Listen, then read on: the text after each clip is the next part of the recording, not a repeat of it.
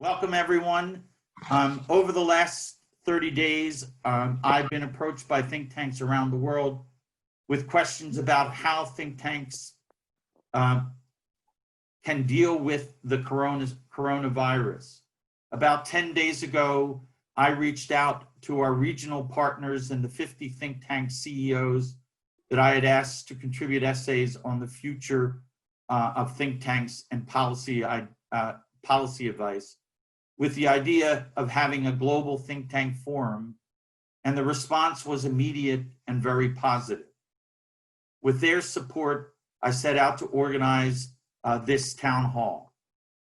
The Global Think Tank Town Hall to Save Lives and Livelihoods will focus on how to respond to this new and unprecedented policy problems our communities and countries are facing and will face in the coming months, and the existential challenges it presents to think tanks around the world.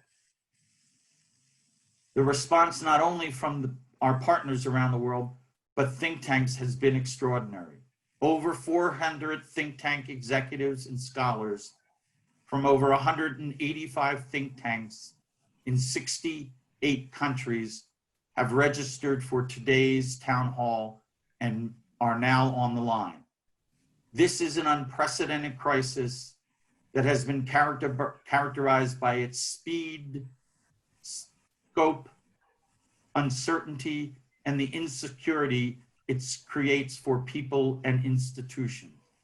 The purpose of this forum is to share the strategies and skills that are necessary for crisis management, decision-making, fundraising, communications, policy research, and advice in a world disrupted by the coronavirus.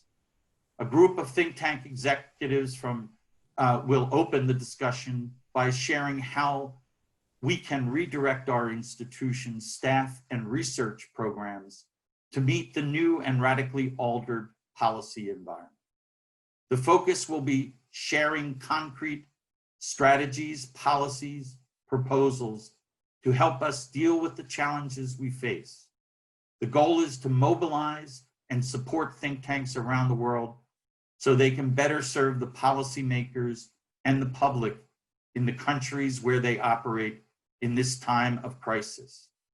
It is my hope that together we can create a space where think tanks can connect, communicate, and collaborate to save lives and livelihoods. So let us begin. But a few ground rules or advice. One, we will be guided by the Chatham House rule. So in the age of tweet, and obviously in a live virtual forum, the objective is to engender a lively discussion and an open discussion, but we would prefer that you not reference, in keeping with the Chatham House rule, the name of the speakers or their institutional affiliation. You can certainly share their ideas, but not reference the particular person or their institution. Speakers have been allotted a time limit of 3 to 4 minutes and have been asked to make brief, concrete proposals and suggestions for how we can deal with this crisis. I will let each speaker know when you have 1 minute remaining. As I said, each speaker has 3 to 4 minutes to speak. When you are finished speaking, please mute your mic. And when each panel is over, please mute your video so that others can participate. And if you are not on the first panel, please close your video function now to maintain the bandwidth for all of the speakers. So I now turn it over to John Allen, the president of the Brookings Institution. Jim, thank you. Good morning to my colleagues, ladies and gentlemen, in the United States and around the world. Good afternoon and good evening, regardless of your place on the planet today. My name is John Allen, and I'm the president of the Brookings Institution in Washington, D.C. And it is a great privilege that I, alongside my terrific colleague, Kay Cole James from the Great Heritage Foundation will welcome you to today's Global Think Tank Town Hall on the topic of saving lives and livelihoods, which is so relevant now given this moment of crisis brought on by COVID-19. First and foremost, I'd like to thank Jim for his leadership in pulling together this important conversation. The collective diversity and the stature of those on this call make clear the significant wealth of knowledge and expertise found in our fields, and the clear capacity for impact that we have when we come together as a community to solve these crises. So I'm proud to be here with you all and to support this noble effort. Let me emphasize the importance of our time together today. So many across the world are currently facing harsh first and second wave effects of COVID-19. In the United States today, we have 368,000 infected, and we will probably pass 11,000 dead today. In the US alone, 10 million Americans are unemployed, and that number is probably low. Over 3 million are filing for unemployment. This means that not only are lives at risk and health in general is an issue, the state of our economy is also suffering. So it's about lives and it's about livelihood. And many of these individuals are already living paycheck to paycheck, and my heart aches for what the coming weeks and months will almost certainly bring to those vulnerable in our communities. So looking globally, governments, disparate in their own responses, have left many in doubt, my own included. But this does not mean that we must abandon hope. In fact, this is the opportunity for us to come together. As leaders of our respective institutions and scholars in our own rights, it's our responsibility to ask the question, what comes next? For Brookings' part, we proposed a 4R, if you will, conceptual structure. Response, recovery, reform, and renewal. The urgency of response is upon us right now, but collaboration and recovery is essential. We'll have to reform institutions that did not pull their weight in this crisis, and this is the chance for blue sky thoughts on renewal. So all of these segments in combination can set the world in a different course and a very hopeful direction. In a crisis that has seen responses veer from minimizing the seriousness of the epidemic to overestimating the threat, today's discussion will present a clear-eyed and balanced estimation of the real challenges that we are all facing as a community. Each of today's panelists have had to confront the real-life questions about what an effective response to COVID-19 should look like at a governmental, societal, and medical professional level, sometimes in sequence, sometimes all together. And they certainly have had to work through challenging contingency plannings for what this environment means for their own organizations now and in the future. For today, I want to encourage all the panelists to explore specific lessons learned from the pandemic within the context of your local experience and your regions, and to ways that may be helpful in fighting it regardless of where we are and going forward. I also want to underscore again the immense challenge and the opportunity that this crisis presents us all. We've not seen such a devastating pandemic at the global level since 1918. But unlike 1918, we now have the capability to rapidly and effectively exchange knowledge and coordinate across borders, if we choose to. If we take this opportunity to cooperate rather than to blame shift or to close ourselves off to information, we have a chance to come out stronger as a world and to take on such issues as smallpox, malaria, HIV, and other diseases. And I believe strongly at this critical moment, it's most important for us to look forward to finding solutions instead of looking backward in search of scapegoats. Our future will be defined by how we treat each other at this moment and whether we can come together at this perilous time. So as president of the Brookings Institution, I assure you that I am and we are determined to focus on collective capacity of this institution in generating big ideas for the building of a stronger future. And I hope you'll join us all and join us in this process. And in closing, Jim often plays a critical role in reminding us and reminding the world why think tanks matter. And I think today's conversation definitely proves the truth of that statement. And I also want to congratulate Kay Cole James for the initiation of a national commission. It's a very powerful step that she has taken with regard to the Heritage Institution. We congratulate her on that innovation and her vision, and we wish her the best as she helps to solve this problem through her National Commission at Heritage. Thank you, Kay, and let me pass the microphone to you. Good day. Thank you, John. I really appreciate that, but John, you and I both know that it's going to take all of us together to get this done. And so while we initiated it at Heritage, it won't be done without your help and without Brookings. And I know that we can count on you to be there. First of all, Jim, I want to thank you for convening this group. You've done it for years, and I can't think of a more important time than right now for us to be a global community and to put our heads together and think about creative and innovative ways of attacking this pandemic. The first thing I want to say to those who are gathered is to take a piece of advice that we always hear when we get on an airline, and that is, put your mask on first. And this is what I mean by that. You are so important to solving these big issues that it is imperative that you stay strong and that you survive as an institution. So one of the first things we did at Heritage is said, how do we do that? So we stood up an employee assistance fund because not everyone at the Heritage Foundation is a scholar or an executive. We have those who work there who are wage earners, who are hourly workers. And so those who can have contributed, and we want to make sure that every Heritage employee comes out of this pandemic whole. Everyone is important to the work we do, from the person in the mailroom to the scholar to the executive suite. So I encourage you to take care of yourselves, follow the healthcare guidelines that are being initiated, because you are just too important not to survive.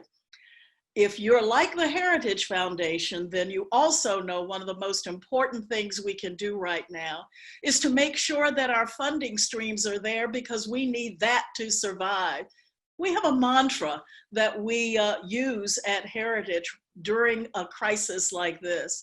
It is so important to keep your donors near, dear, and clear. So communicate with them, explain what's going on, help them to understand why the work that you do is so important, and that you and the work that you do is relevant now more than ever.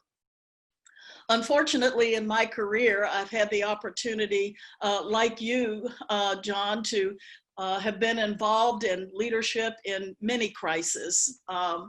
And there are some lessons that I've learned throughout that time that I think it's important to share. We know that keeping our employees safe is important. We know that clear direction is important. We know that people will follow the leadership of people that they trust. So I encourage you to build those things within your institution. There's a great deal of comfort to us at the Heritage Foundation from knowing that there is a global network that has the expertise to address so many of the problems that we're facing right now. So we, like you, are looking forward to today because we need to learn from you as well. And yes, one of the important things that we do at think tanks is to think ahead. As I say to the staff, it's our job to look down the road and around the corner so that when everyone else catches up with us, we have thought about the problem and are ready with some solutions. And so while right now the mitigation of this pandemic is so important, the health and welfare and safety is so important of the citizens around the world, at some point we're going to turn our attention to two of the most important questions. How and when do we go back to work? How is the timing? What are the ideas that we need to generate right now for our policymakers? And how do we determine when to turn on those ideas? So yes, we did launch the National Coronavirus Recovery Commission. It's important for us to give ideas, not just to government, because we believe that the solutions will come not just as government solutions, but from civil society as well, the institutions that make us strong. So we're going to come up with recommendations for the federal government, state government, local governments, and also for civil society. We're at a time in our country right now where people are clamoring for the government to respond, and they are responding with enormous sums of money and with exceptional powers. So we also need to take a look at that and make sure that all of us are pulling together, not just government, but the third sector, that civil society as well.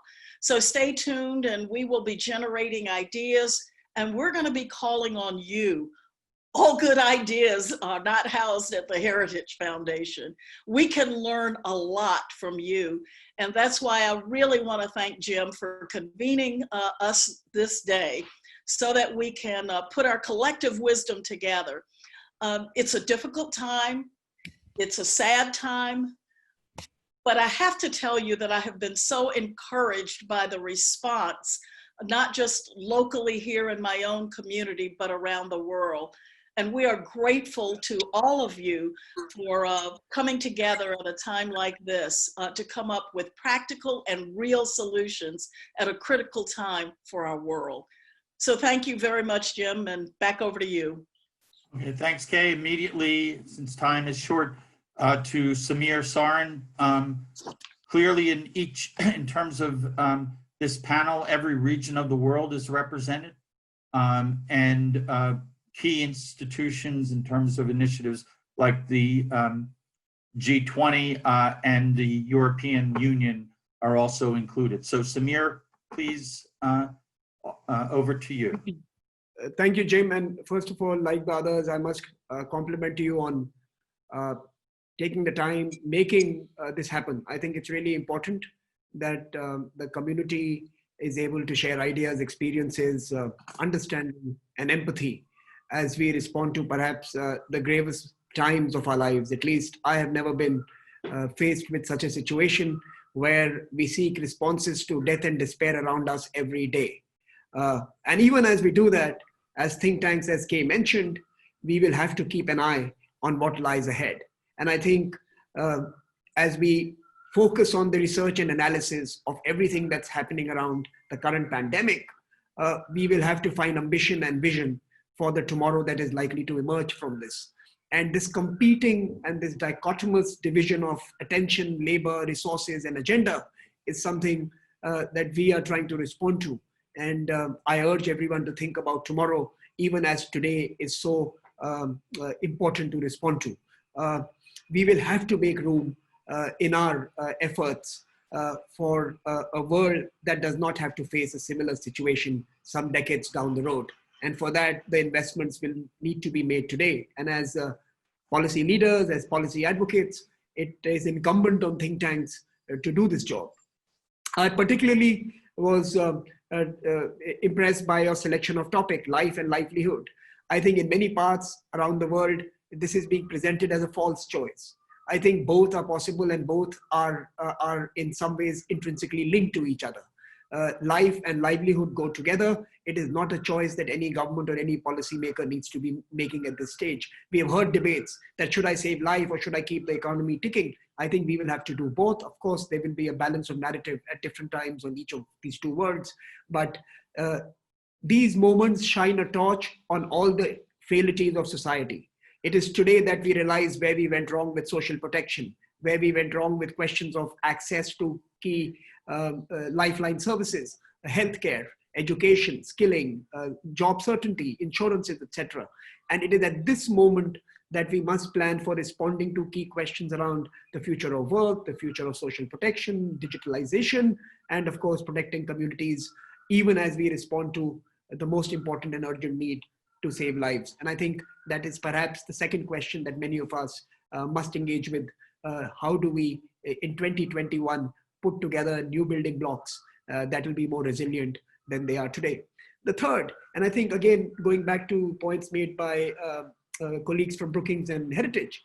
It is equally important to realize that for the immediate response, we will have to work with communities that are far more influential, far more efficient to deliver relief, to offer assistance, to help people. We will have to work with civil societies. We will have to work with individuals. We will have to perhaps sometimes allow them to benefit from the work we do, sometimes learn from the work they have done. And I think this new relationship we have to create with the communities and civil society is something that we have been talking about in the think tank community for the last few years. This is the time to make it happen. Alongside that, Jim, you 1 minute remaining. Alongside this, Jim, we have been in various meetings that you have arranged or many of us have curated. We've been speaking about the urgent need to build digital communities. I think this particular moment allows us to make it happen. I mean, this kind of a conference that you have put together, a town hall, would have been impossible in the real world. The digitalization and this moment both allow us a possibility to reach out across continents and oceans and to be together and to learn and experience, share experiences, and of course, support each other in this moment, which for me is truly, truly dark, unique, but also offers possibilities for the future that must be grabbed. Thank you, Jim, for inviting me. Thank you, Samir. Paulo Magri. Thank you, Jim. Thanks, everybody. Could Jim, everyone please lean into the mic? Can you hear? Little more volume. Più volume. Okay, no. Okay, let's try. Jim has stressed in this town hall the think tank mandate to save lives and livelihood. It came as reassuring to most of us after having been locked down everywhere in the world as non-essential business. It also came as depressing. If our mandate is to save lives and livelihood, and we see thousands of people dying every day around us, we clearly have a problem. This is especially true for Italy, one of the epicenter of the pandemic, the first country out of Asia to be affected.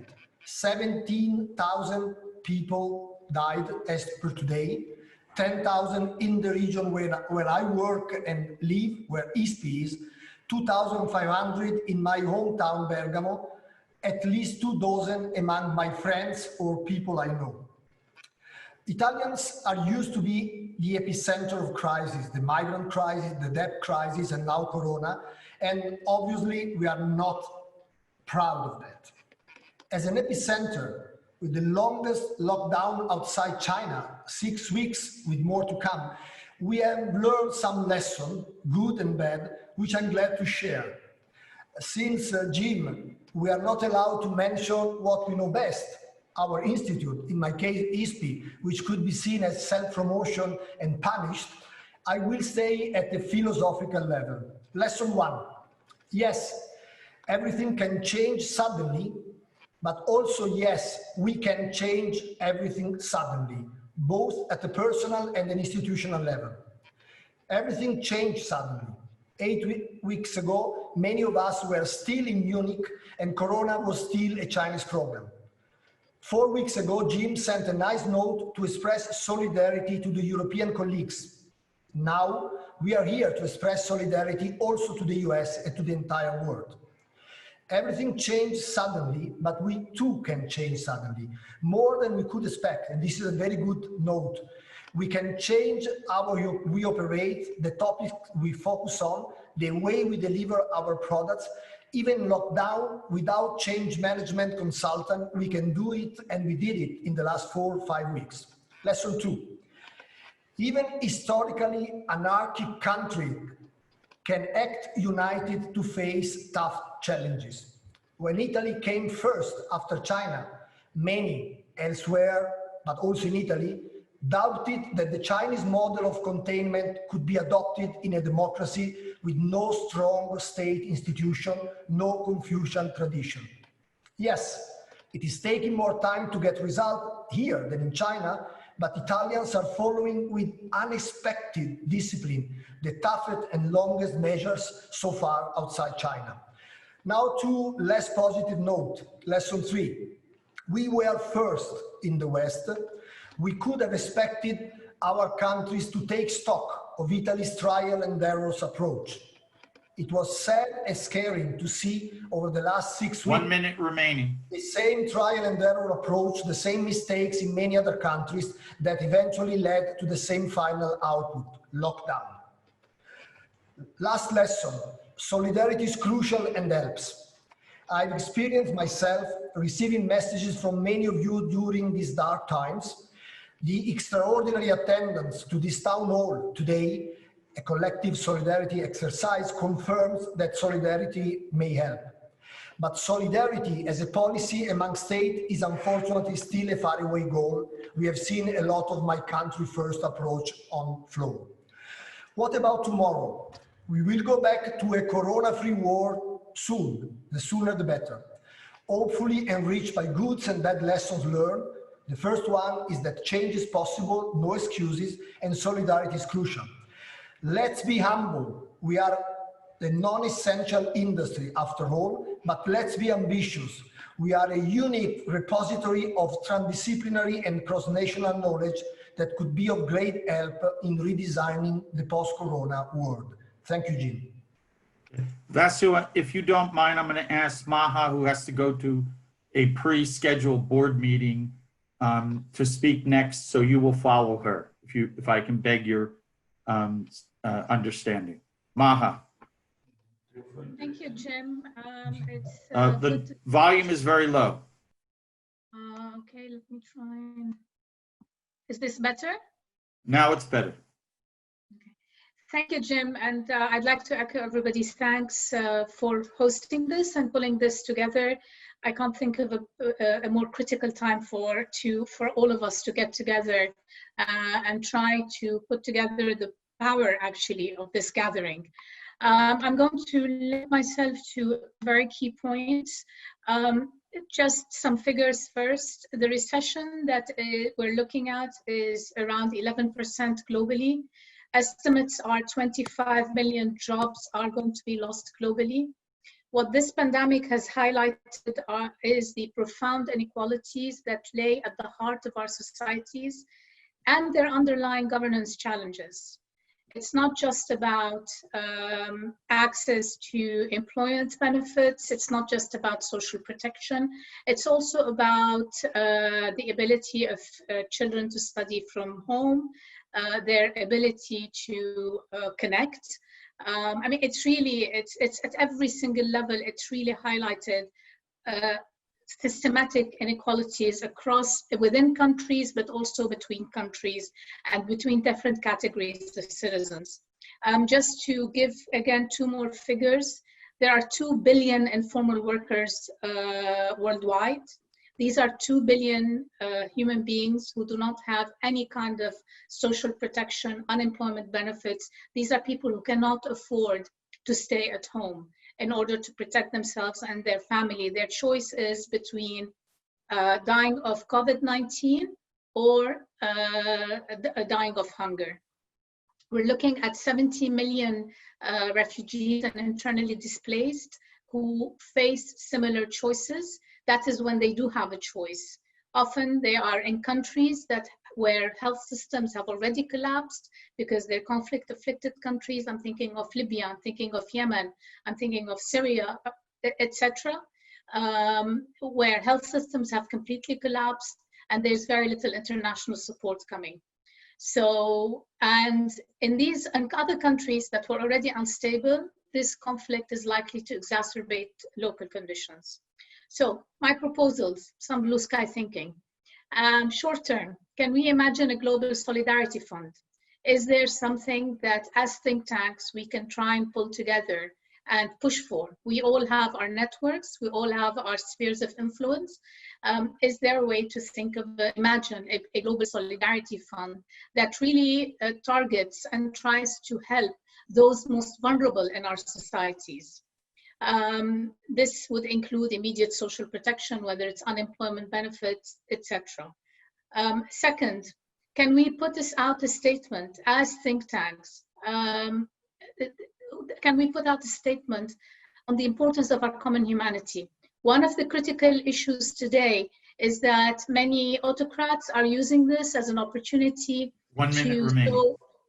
sow, I just have 2 more proposals, to sow polarization, to use identity narratives, to sow more divisions. So can we push back on this in one way or the other? Can we coordinate on how to remain vigilant about possible state transgressions? Is there a way, is there a mechanism for us as think tanks to coordinate, cooperate, and build on our common knowledge and resources to prevent state transgressions against fundamental freedoms? The opportunity is there. How do we do it? Finally, can we cooperate on mechanisms for the empowerment of local peace mediators? I mean, we're seeing at the governance level that municipalities and local communities are becoming the vanguard of fighting against COVID-19. Can we cooperate? Can we think together of mechanisms to empower these local players, local actors in ways that are much more profound and give them the kind of support that they need? I think medium to long term, we can work collectively together on inclusive political processes, structural inequalities, educational systems. We can talk about these medium to long term policies. Thank you. Thank you for coming to us from the Middle East. Vasu from South Africa. Thank you, Jim. I'm just switching on my stopwatch so I don't violate your time frames. Jim, thank you very much again for arranging this. Your energy is always very inspirational, and this was put together so quickly. So it's really a privilege to speak to colleagues all across the world. Let me say, I come from a continent where prior to the virus itself, we already have many, many challenges on this continent. Political challenges, social challenges, economic challenges, environmental challenges. So this virus is now just arrived and exacerbated a number of these issues. I want to focus on one specific issue, the security challenges that we face on the continent and how the virus will impact on that and what we are trying to do to mitigate that, and how think in Africa and across the world, because this will be a problem that will manifest not only here in Africa, but also across the world. Now, on the continent itself, with the virus, social distancing, lockdowns, and health systems are extremely weak, and all of these things become extremely difficult to manage on the continent. In addition, there will be a competition over scarce resources, whether that's PPE or ICU beds, just in terms of the scarcity of these resources prevalent on the continent to deal with the crisis. So what we are looking at currently is what are the conflicts that will arise from the spread of the virus, what are conflicts that will arise from measures taken to combat the spread of the virus, and what are conflicts that will arise from the consequences of the virus itself. So we are currently looking at a number of areas. Firstly, stigmatization and discrimination. We've started to see many incidents. These are incidents also across the world. We've seen this in Australia, in Europe. We've also seen this in the US. The second is deterioration of trust between institutions and citizens. We saw this during the Ebola crisis, and we expect that we will see quite a lot of this. And as we have been tracking over the last 3 weeks, we are starting to find a number of these incidents. The third is rising levels of livelihood insecurity as a result of unemployment. Maha has just given some of those figures, and you can imagine on the continent, you can extrapolate those figures to very, very high numbers of unemployed people, given the fact that we already have people on the continent. What we have seen with the lockdowns here in South Africa, as I think we will see across the continent, is a sharp rise in domestic violence and gender-based violence. The Minister of Safety and Security in South Africa gave us the figures the other day, which was really devastating. And then we are seeing an increase in crime, and we are seeing a politically motivated conflict. So what are our two proposals? The first is that think tanks can get together, they can do research and provide early warning to the necessary authorities. And secondly, those with the capability to assist in preparing facilitators and mediators across the continent, across the world, must be able to provide that kind of assistance. We are planning to prepare around 1,000 mediators across Africa to manage these and mitigate these conflicts that will arise.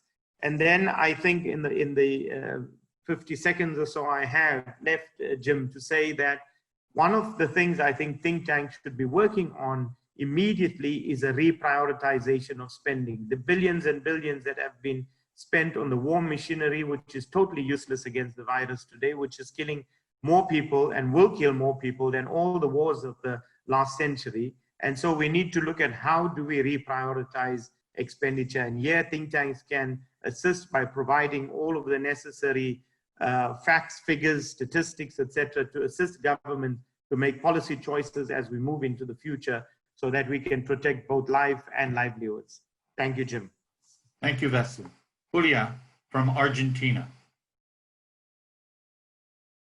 No sound, Julia. Now. Morning, I'm very glad to be here. Thank you, Jim, for organizing this. Let me say my few words. As you know, because Corona reached the region later here in Latin America, some of our countries anticipated some measures taken in Europe and Asia, especially the decision of the lockdown. Argentina, Bolivia, Chile, and Colombia are under that regime.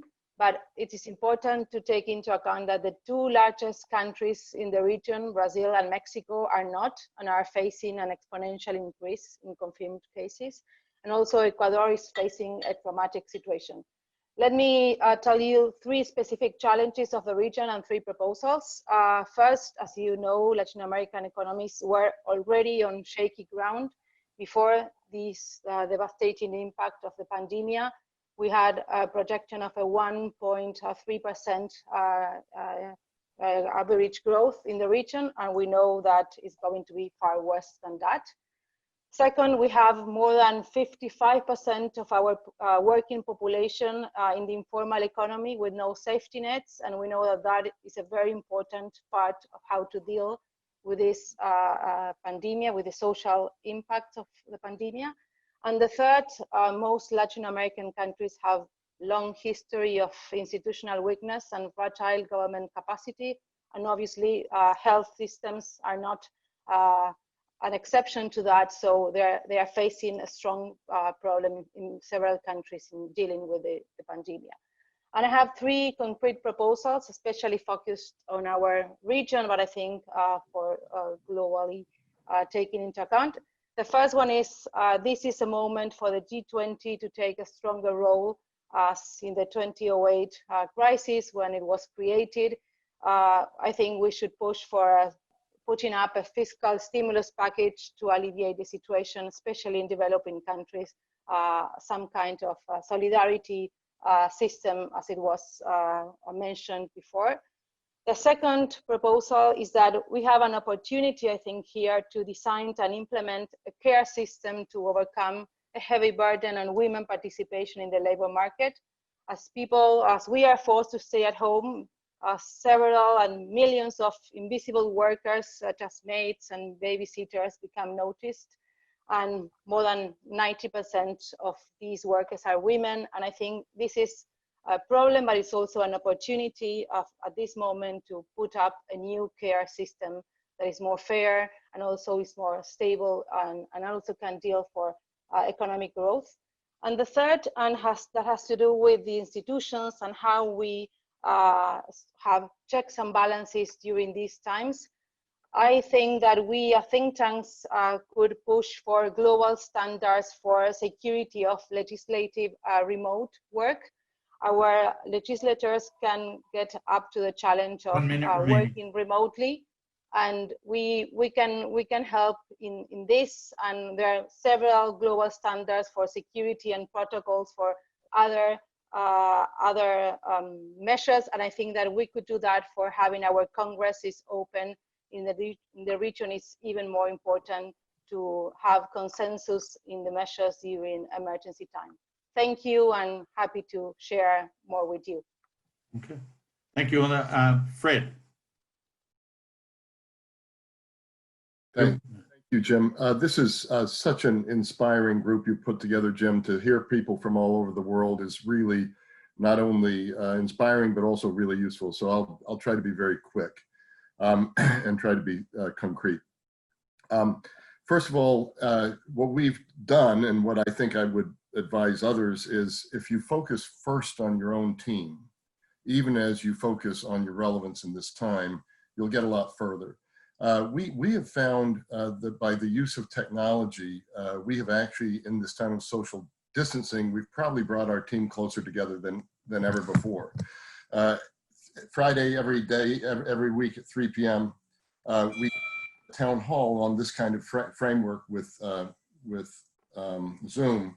But during that town hall, we also do something unique that we found really works well, which is you can hit random breakout rooms and you can break 170 people into groups of 5, and they can chat with each other for 10 minutes about what they experienced during the week. What problems are they having at home?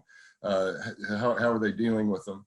And what ideas do they have for the future? Just this kind of thing. But it's people getting to know people in a more intimate way than they were getting to know each other in our physical space. We also took some proactive medical help for them, joining a new medical group that gave them faster testing if they needed testing. And so it was just a way of saying to the team, we care most of all about your health, about your safety, and then transparency. What are we doing with our policies? Why are we implementing things that way? And we have Andrew Marshall, our Vice President for Communications, has put together an employee survey. We've done twice. It's a very simple survey, but what we're able to do is see how the mood of our staff is shifting during this period of time. Two of our 14 programs and centers were already working virtually, and we learned a lot from them in terms of use of technology and how to keep morale high. The second, I'll just embrace what Kay said, keep donors near, dear, and clear. If you have projects that were physical projects in physical rooms, your donors are more than likely going to be happy to see you move to a virtual setting. And then the third and most important thing is all of us are either going to be relevant or irrelevant at this period of time. And people are going to remember your organization as either being relevant or irrelevant. And so it isn't so much what are you saying about COVID-19, it's what are you doing for your mission? And we all have very different missions, but all of them are influenced by COVID-19. For us, it is going to influence major power relations. It's going to influence US global leadership. It's going to influence the future of democracy. It's going to influence how we harness technology for good, the future of the global system, and of course, issues like resilience. One of the chat notes was asking whether this is a dress rehearsal for climate. 1 minute remaining. Very good question. The way I would answer that is we could have prepared a lot better for this, and we all know about that. So let's take that lesson and prepare better now around climate. When we see crises coming at us, let's take it on. And then finally, Jim, I've thought a lot about what history's lessons are for this. I'm reading Dean Acheson's There at the Creation, I'm rereading it. I'm also reading The Guns of August. I hope we're in a period that's going to be more There at the Creation than at the Guns of August, but we really should put together an international coalition for post-COVID world, G7, G20, EU, maybe even NATO. But we have to get ourselves together as a world. And right now, understandably, we're looking at ourselves as individual nations. So I'll close right there. Okay. Rohinton, I want to first thank CG for partnering and providing the technical prowess that has made this global town hall possible. Rohinton. Jim, thank you. And thank you as always for being the catalyst for these kinds of thoughtful discussions. I've been asked to talk about the G20.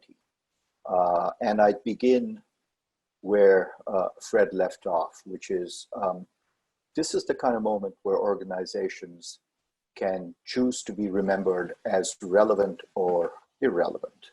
And I'd say that's especially true for the G20, which in many ways, imperfect, self-appointed, we know all its flaws, is the only steward we have to manage the kinds of multifaceted crises that it has dealt with already, and this one shows us in spades. Recall that the G20 started at the leaders level 10 years ago to fight a different kind of contagion, in that case, financial contagion. But the word contagion has been borrowed or stolen by the economics community from the public health community, in fact. And there's no bigger challenge in terms of global positive and negative spillover effects than the coronavirus, which the G20 is well positioned to deal with. I said imperfect, by which I mean we know it's self-appointed. We know that the G20 is, in fact, a balance between voice and efficiency in discussion. But at the end of the day, it has 19 of the most important countries that matter, including the 2 that must speak with each other if we're going to make progress in a range of global governance issues. I also recall what then Prime Minister Paul Martin of Canada said, one of the founders of the G20, that the importance of having this group meet is so that we can look each other in the eyes and speak through an issue. And I thought of that when I saw those images of the G20 meeting virtually. And I think of it now as we speak with each other virtually and wonder to what extent we can look each other in the eyes and speak to difficult issues. But in this crisis, we have no choice. What can the G20 do specifically? And I'd flag 3 areas where I think it's important for thousands of organizations around the world to make a difference, but at some point this has to add up. And this, we're not going to fight this without global cooperation. The first point, and colleagues have mentioned this already, is to understand that once one gets beyond the headline-making countries, this crisis is going to be profound in Central Asia, in Africa, and countries that we are at this point taking for granted, where second and third waves are likely to arise and where the economic burden was already high. And so a combination of debt relief and rapid lending through the IMF and the World Bank, where the G20 countries have an absolute majority, is something we have to think of right away. I do take the point about global facilities and creating them, but we have existing institutions that we could be using and that the G20 frankly control. Second point, 1 minute remaining. As our colleagues at the Global Trade Alert have pointed out, at a time when you want more transparency and freer trade in medicine and medical devices, we have the opposite. And so, as the G20 did 10 years ago and decided to fight protection so that we did not spiral into depression, the G20 could, in fact, resolve to decrease protection and report. At this point, only 6 of 20 countries are reporting the measures they're taking in medical and medical devices trade when they're all supposed to be reporting. So we're not holding our commitments, and the G20 is well placed to do that. Third and final point, a thought experiment. Suppose in a year or 18 months we have a vaccine. Unlike smallpox, we don't have decades to eradicate it. We want everyone, no matter what their location and buying capacity, to be vaccinated. How will we do that? I think the first step then is to simply make sure that the vaccine gets out and is distributed around the world and used. That inevitably will lead to long delayed discussions about the reform of TRIPS, using advanced market commitments, thinking of systems like the CGIAR, which we have in agriculture, for areas like pandemics and health research, so that we see health as a global investment and one in which we've underinvested over the years and in which the G20 is especially well positioned to do something. So I'll stop there for now. Okay. I'm going to call on Carl, who I skipped when I was shifting people around to accommodate my schedule. So Carl, and then Simon, you'll close us out. Carl? To mute, yes, hello, do you hear me? From Brussels, speaking to the EU. Thank you. Okay, thank you very much, Jim. Thanks for all of you, let's say, for organizing this. I think it is very appropriate to have, let's say, this meeting and to share ideas about how to tackle this issue. Let me just briefly have some ideas on how I see this issue from a European perspective, from an EU perspective. As you may have seen in the media, let's say the EU has been better, let's say, not being capable to act sufficiently to help or to act as a bloc and to help above all, let's say, the countries which have been most affected by the crisis in Europe, essentially Italy and Spain. And by the way, let's say at this moment, there is an important Eurogroup meeting going on, which will be the sign or not of solidarity between the EU. But let me first, let's say, express my grief, let's say, to all these different communities, certainly in Europe, which have been affected, but also now all over the world. To say, we're looking at New York, we're looking at other places also in the United States, and also developing countries which are having this problem at the moment. I mean, I think this has not sufficiently been emphasized. But let me come back to the European agenda. I think what this crisis has emphasized now, let's say, is that we have, even if we have one of the most generous healthcare systems in the world, we see there are huge differences in Europe, and also huge differences in how we have coped with this. And I think this will be something which will be with us for years to come on the European agenda and on the agenda of the European countries. We have indeed, on the one hand, kind of a short-term agenda, which is the things, as I said, which are discussing today, the solidarity between the nations, the help for the nations which are already fairly indebted, like, for example, Italy and Spain, and which will hopefully get help from the EU. I'm hopeful on that we'll get this. But there is also the longer term agenda of the EU. You may have heard that von der Leyen, or Commission President, had a clear agenda for the coming 5 years, which will be now totally turned around as a result of this crisis. The EU has focused or wanted to focus on issues like strategic autonomy, like digital autonomy, like, for example, issues like geopolitical, or also like industrial policy.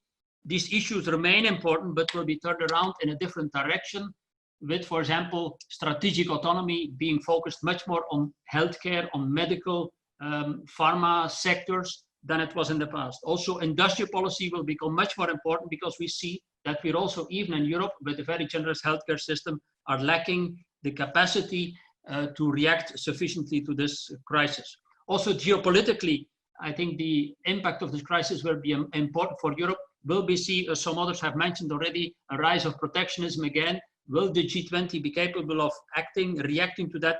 I still don't know. Anyway, we see that the kind of the solidarity between the different blocs in the world, I think, has diminished. Certainly, if you compare it to 2008, 2009, even if there is a call for the G20, I don't see this very strong at the moment. So my 4 main elements would be, let's say, what we need to do is we need to work above all on this EU, US, China relations. How can we maintain this relationship between these 3 blocs? And we hear different things on different moments about this, but I think it is in a difficult, very difficult shape at the moment. Second thing, which was also mentioned by several already, the impact on the poorest nations. There is very little emphasis, certainly in Europe at the moment, what is the impact on issues like, on countries like the Middle East, Africa, like regions in Latin America. This is not on the agenda. We have our own problems at the moment, and the issues related to the poorest nations are not high on and are not considered as being very important. The third issue is the whole, also mentioned already, is the impact on the refugees, on the migration agenda. We have problems at Europe's borders at the moment, which again, because of this healthcare crisis, are not very much high on the agenda. We had these problems with the refugees from Syria, for example, at the moment, which are stuck at the border with Greece, or which are stuck on some Greek islands. Again, it seems that our big agenda for rule of law or of treating migrants remaining is not very high. Other 2 issues which I would like to mention, which I think nobody has sufficiently mentioned, is the issue of fake news. I mean, we see this crisis has been exploited by many people with malign intentions, let's say, to spread news which is incorrect. I mean, to spread panic, to spread fear. I mean, that may be an issue which we as think tanks could address together. How could this be used, let's say, what we see to counter this? And a final element is also, we in Europe, for example, have one of the biggest, I mean, I think in market capitalization size, industries which is concerned by this crisis, the pharma industry in the world. I think, let's say, that the expectations from a reaction from the pharmaceutical industry are very low. I mean, I hardly see this mentioned in the media. We were discussing a moment ago, when will we have a vaccine? I simply do not understand, with the huge amounts of R&D which we have destined as well to the pharmaceutical industry, why it is that the pharmaceutical industry cannot respond, why it is that, for example, for certain critical products we are dependent on other regions in the world and we cannot produce it ourselves. So with this, let's say, I would try to throw some things in the middle for discussion later. Thank you. Simon. Thank you very much, Jim. Colleagues, ready or not, we're in it. For us in Asia, the experience of 2008 and 1997 financial crisis and of SARS, the epidemic in 2004, really applies and gives us some background. And that experience applies to both governments, and I'm afraid to tell you that the bad news is that not all will respond sufficiently or quickly enough in the present crisis. As with think tanks, we also have our strengths and our weaknesses. If we have not been in health policy, we cannot get there now. But where we can contribute is looking at the longer term issues, as others have said, the economics, trade, finance, and international cooperation. In particular, we are concerned and should be concerned about rules-based order, supply chains, and the overall global order and the idea of community. And I think this will be a long crisis, different stages that will change suddenly and broadly. So thank you, Jim, for allowing me to speak. Coming from Singapore and here in Southeast Asia, we really think that global cooperation and leadership is needed by the world. Third world countries particularly need assistance. Now, we are, and have avoided talking about a finger-pointing exercise between China and America. If cooperation is not possible, we need a truce. A war of words on COVID-19 is not useful for anybody. We really need the rest of the world to be pragmatic and cooperate and mobilize to demand cooperation and find their own collective alternatives if the Americans and Chinese cannot work together as they have in the past. The G20 and G3 for other small countries, I think, are mechanisms which others have emphasized, and I wish to join that view. Here in Asia, we think proximity matters. For us in Singapore, we are supportive of the early measures that our government has taken, but none of us are complacent. ASEAN, the countries around us, are lagging, and they must address and act collectively. More than ASEAN, we need to look at a broader regional cooperation with China, Japan, and Korea. This emerged after the 97 financial crisis here in Asia as the ASEAN +3, and must find ways to bring in Australia, New Zealand. Many are behind. Numbers will climb in the coming months, but we must avoid panic. We must act prudently, thinking about sharing resources, including production and delivery of medical supplies with other essential goods. And this has started happening in Asia. Even my small country is given test kits to various people around us. Independent think tanks like us must be able to also reach policymakers in our country and the region. It's critical for real-time input, and we must learn to be bold and creative, and to sometimes generalize the policy point rather than wait for too much research. Looking forward, I think that we must manage this present crisis, not panic, but also find the forward thinking to set the course for the future. Nobody else is going to. In a rule-based international order is critical. Dealing with inequality, we must find ways. 1 minute remaining. The role of other governments is critical, and we must start to think about more deeply about linkages to climate change and other issues so that we are more sustainable and more secure, not in terms of military security, but really as a global community and a regional community. Thank you, Jim. Okay, thank you very much. Want to point out, unfortunately, we do not have time for questions, but you all have the opportunity to submit questions. We have now over 600 questions, comments, and suggestions that have been submitted, and we will share them with everyone. A report will be produced on this global town hall and be issued early next week. I have the unenviable position to keep this global train on time, and we are now going to shift to the next session. I want to thank all of our panelists in the opening session for their bold ideas, for their compassion, their leadership, and above all, solidarity and the ability to share your ideas from across the globe. Thank you very much. And I asked all of the panelists from panel 1 to please now mute your videos so that the bandwidth is available for the next panel. Thank you all.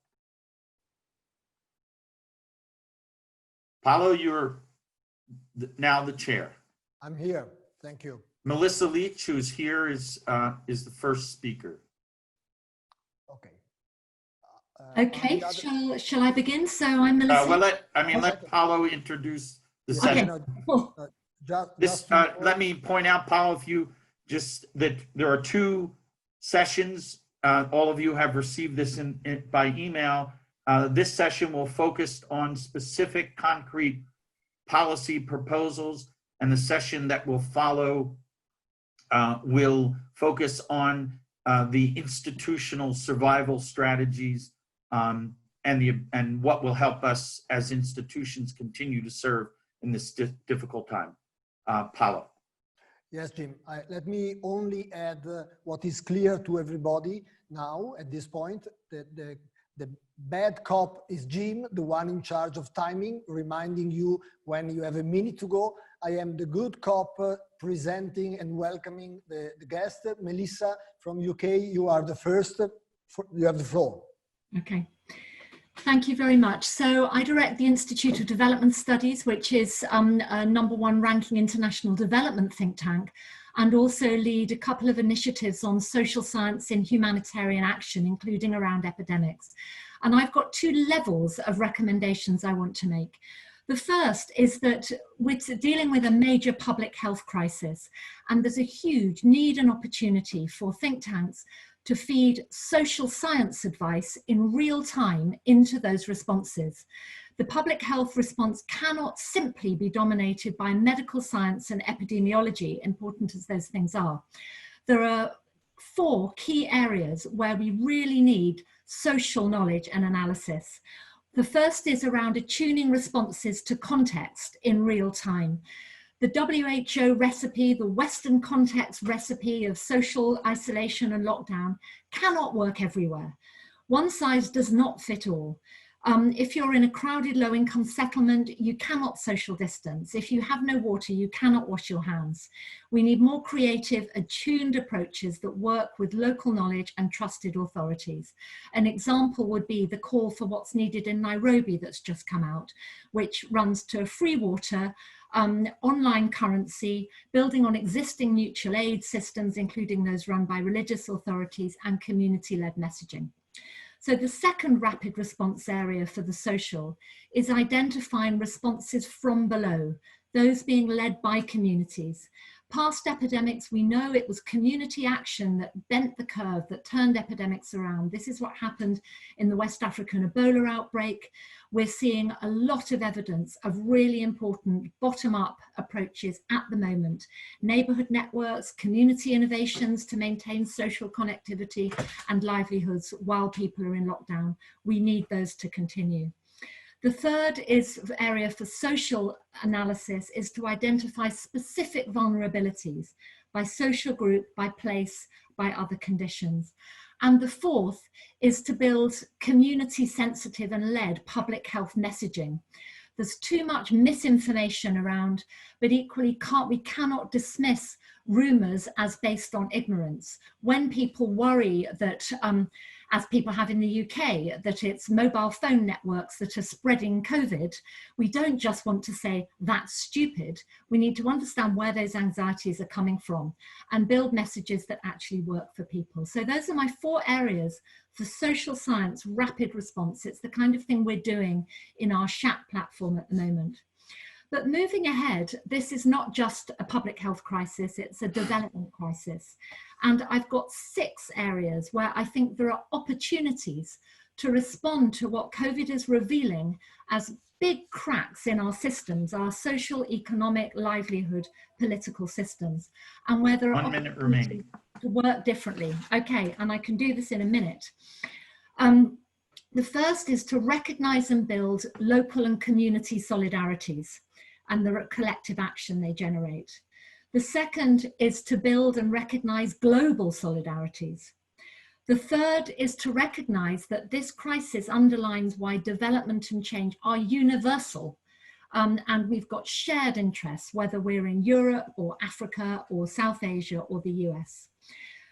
The fourth is that we need to engage properly with uncertainty and complexity through approaches that are adaptive. We talk about that a lot. We absolutely need it now. The fifth is that we need multiple forms of knowledge and expertise. And the sixth is power and politics. We need to think and work politically. Those 6 are all things that as think tanks we've been talking about as necessary to tackle global challenges, including climate change, including economic and financial challenges.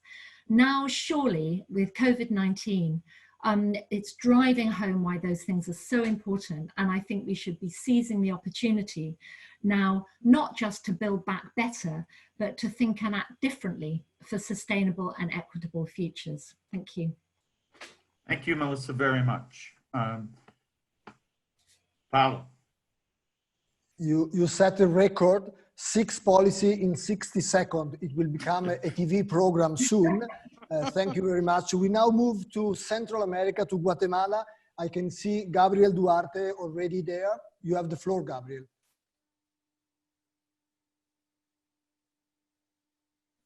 Microphone. Sorry, thank you for the space. So I'm gonna talk about the proposals to improve public health systems, recovery and resilience. The current COVID crisis has demonstrated the precariousness of the health system of many countries, in addition to showing many models that have failed or are insufficient to face this pandemic. In the short term, work should be done to maintain the ability of laboratory tests to be carried out on a massive scale to ensure that the measures and decisions taken will be focused on serving those infected and guaranteeing equitable access to health services to achieve recovery from those infected and that the virus does not spread. In the long term, the proposals to improve public health systems, recovery and resilience should be focused on 2 ways: strengthen the social security system and invest in the public health system. Since the administration of the models is more important than deciding which programs should be implemented, these are the 2 proposals. Social security system. The government should focus on getting more working people to invest in the social security system. This involves bringing all informal workers into formality. Also, work should be focused so that the state allows people to work in the formality to start contributing in the social security system. And it's important that self-employed workers and freelancers can be part of the social security system. Social security systems must also consider unemployment insurance, as it is necessary to continue receiving salary. In situations like this or otherwise, inequalities will be accentuated. Conditions must be created for this insurance to exist in countries where it does not yet exist, or must be strengthened in existing countries.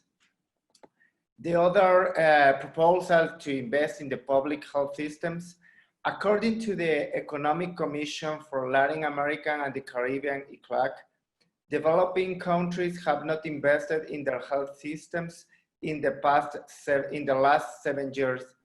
Currently, there is unequal access to medical treatment and people depend more on private health insurance due to the precariousness of public systems. 1 minute remaining. World Health Organization recommends that the public spending investment in health should be 6%. For example, in developed countries, there is an average of 6.2 beds per inhabitant, per 1,000 inhabitants, while in developing countries, there are only 2.2.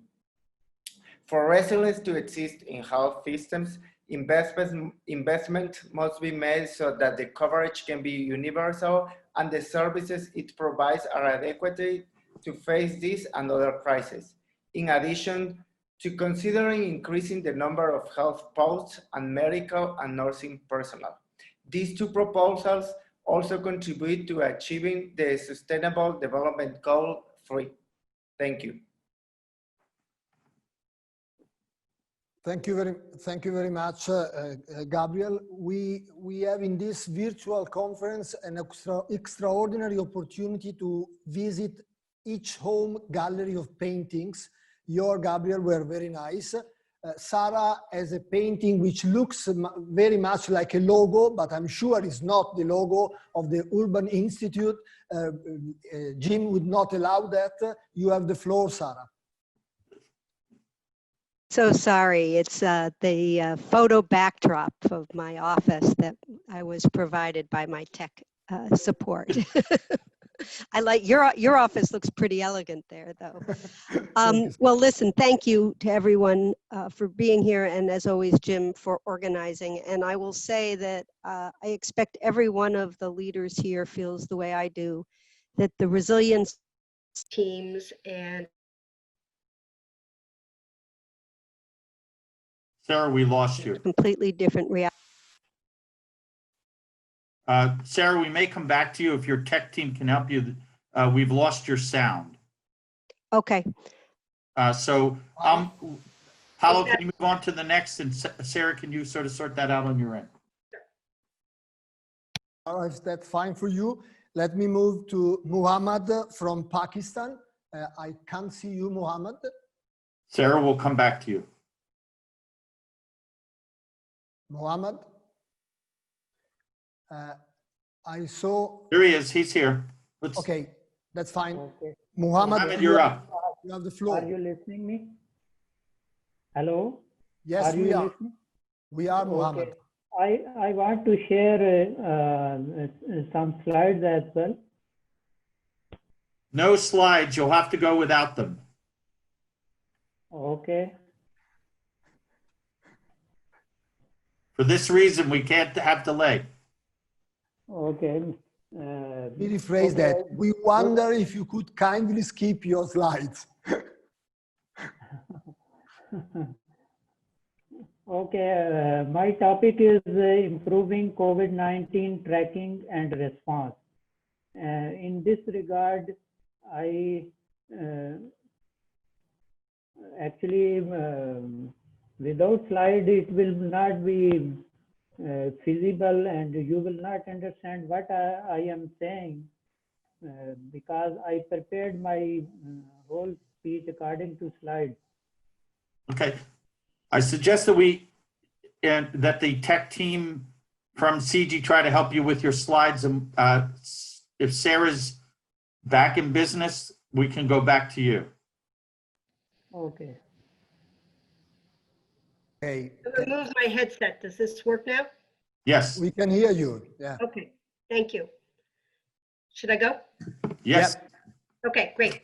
So what I was just saying was that the resilience that all of us are finding in our own institutions, and Jim and you organizing this, is one of the things that I find inspiring in an otherwise very difficult time, the sort of capacity of the human spirit to work under great adversity, which we're all going to need. We at Urban use a framework somewhat like the Brookings. We're 1 R short.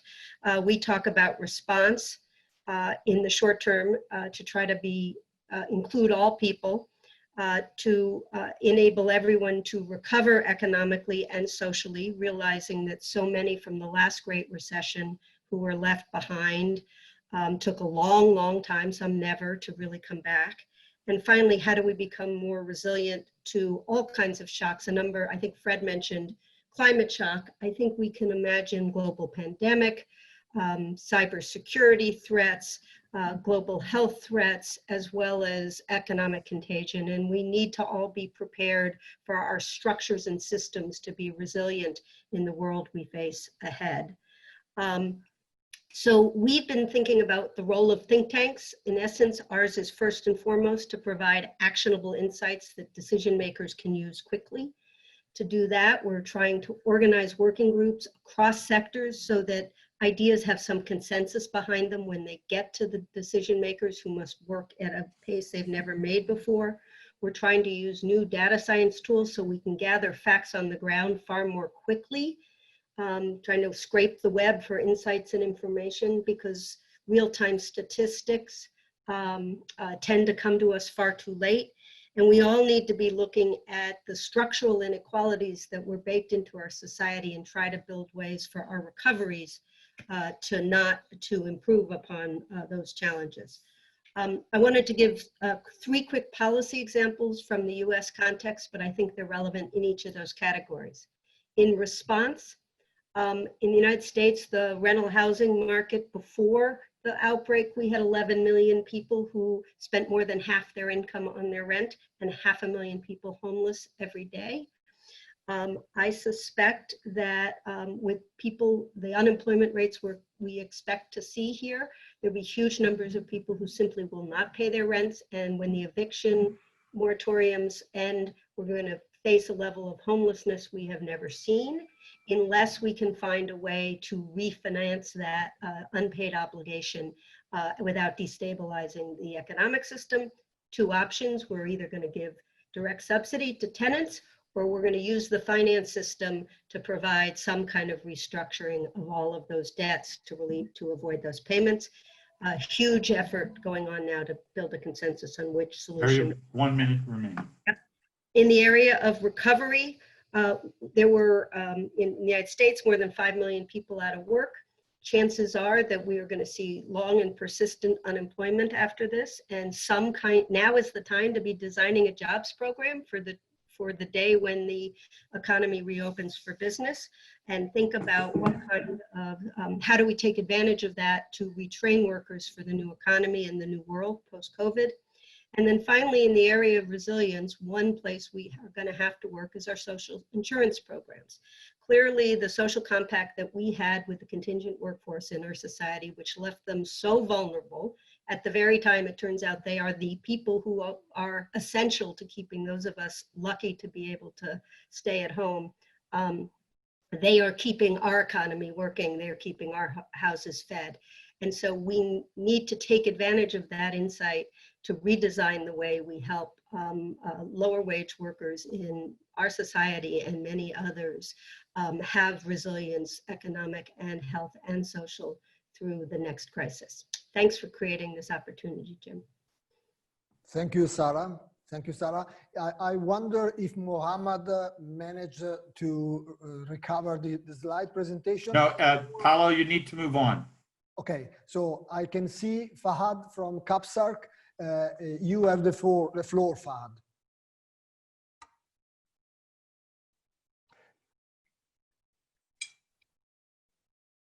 Fahad, you have to put on the microphone, please.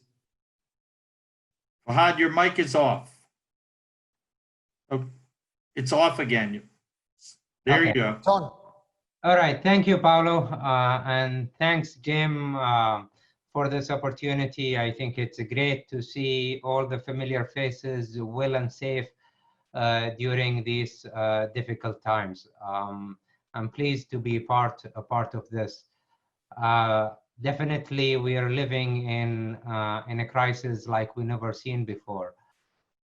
I think the pandemic has required social distancing, but it should not affect the way we collaborate with each other. And this is an example of the solidarity of the think tanks that we should maintain throughout the year and in the coming years as well. And also to continue to develop research-based solutions and policy recommendations for confronting the crisis. I will speak on behalf of the T20, and we restate our commitment to support the G20 through our research and providing policy advice to translate strategic goals into plans for action. While some strong policies actions were announced on March 26 during the virtual summit, we strongly encourage the T20 leader to set timelines for these actions to reduce uncertainty and also promote rapid economic and social recoveries. In the 4 minutes I have, I would highlight many of the policy recommendations that we communicated with the G20, many of which were adopted in their closing statement. First, we called on the policymakers to spare no effort to restore confidence in the financial market and preserve financial stability. These are two important concerns for the T20, which were raised for the G20 leaders. We recommended taking immediate action to elevate the financial stress on emerging economies, especially those countries that experienced a major capital outflow. We stressed the role of the central bank on taking necessary measures to ensure flow of credit to households and businesses and maintain financial stability and enhance global liquidity in the international financial market. Second, leading countries has to work swiftly and decisively with international organizations despite their flaws in developing and deploying coordinated financial packages. The G20 has announced a stimulus package of $5 trillion into the global economy as part of targeted fiscal policy, economic measures, and guaranteed scheme to reduce the social and economic and financial impact of the pandemic. The impact of the pandemic on the labor market is also an important consideration, and we highlighted this in the two statements that we issued over the last few weeks. According to the latest statement, the pandemic, or estimates, the pandemic could increase global unemployment by 25 million, if not more, and push millions of people into working poverty. We restate that the G20 should prepare medium-term plans to support the most effective economic sectors in order to minimize job losses and provide better protection for low-income workers and their families. Fourth, keeping the financial market open in a free and fair trading environment is essential for mitigating the pandemic impact on the global economy. In this regard, we emphasized our belief that the global trade cooperation needs to be enhanced by lowering tariffs and also avoiding export restrictions, especially on medical devices and personal protective equipment. Fifth, as strategic economic policies and plans are being deployed, the T20 reaffirms the need to consider the human dimension of the current crisis. The T20, along with other engagement groups in the Kingdom, highlighted the need for a permanent financial commitment to strengthen global health system. All in all, we have made a number of recommendations. Many of them have been adopted in the final statement of the G20. We look forward to the 1 minute remaining. Okay. We look for the support from other think tanks to enhance the policy recommendations. Within the next few months, we will be finalizing the policy briefs and develop the policy recommendations that will be delivered to the G20 leaders. We, in fact, have established a new task force on COVID-19. More details will be issued to the think tank community within the next few weeks. We will work as a community to find a transformational approach to the global problems and assist in translating the G20 goals into short, medium, and long-term plans. Thank you, Paulo. Thank you, Fahad. We are all with you in the crucial role you are playing. Fahad, we are all with you in the crucial role you are playing as a lead of the T20 for the G20 of Saudi Arabia. Good luck and best wishes. Now, we can go, while we wait for Muhammad, I would move to Joel from Kenya. Are you here, Joel? Yes. Joel, turn your mic on. There we go. Yes, can you hear me? Yes, sir. I work with the Horn International Institute here in Kenya, and so our major area is security and issues to do with terrorism, conflict management, and you know the other layers of the socio-economic and the political impact of COVID-19 that we're now facing currently. And as an institute, we have also taken measures towards addressing this pandemic.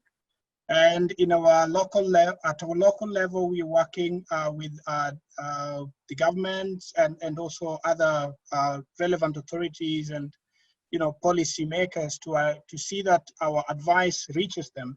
And so I want to talk about how COVID-19 pandemic also compounds with other problems such as conflict, terrorism. We have humanitarian crisis that is sweeping all across Africa and some other countries, as we can see, already greatly challenged, and we see a situation where they can be thrown into humanitarian catastrophes should this pandemic continue as it is. Of course, we all know that Africa has had a relative reprieve from the COVID infection, but now it's on the rise. And so a few changing dynamics that we already can see is one, we are having adaptation challenges in our communities, and from top down, those are challenges that we can see. Governments are taking time to adopt to new ways of working. And also, we also see a mounting of layers in terms of pressure to government systems. Also, an opportunity for propagandists to rise, either in political environments or from terrorist end. And this is also a worry in a region where terrorism, conflict, and humanitarian crisis is taking sway. And so also we have also seen operational difficulties, especially when we talk about peacekeeping missions and also the humanitarian assistance all over across various regions in the world, but also in Africa specifically. And so policy strategies and some of the things that I think we can do, and some that our organization is taking up seriously. We're advising various governments that to take decisive actions early enough is important, and that they should seize the moment when it is still they are still capable of managing the situation at hand.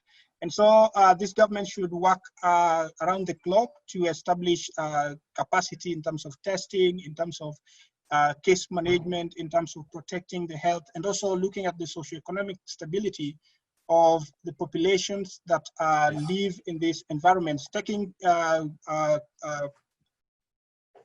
you hear me? 1 minute remaining.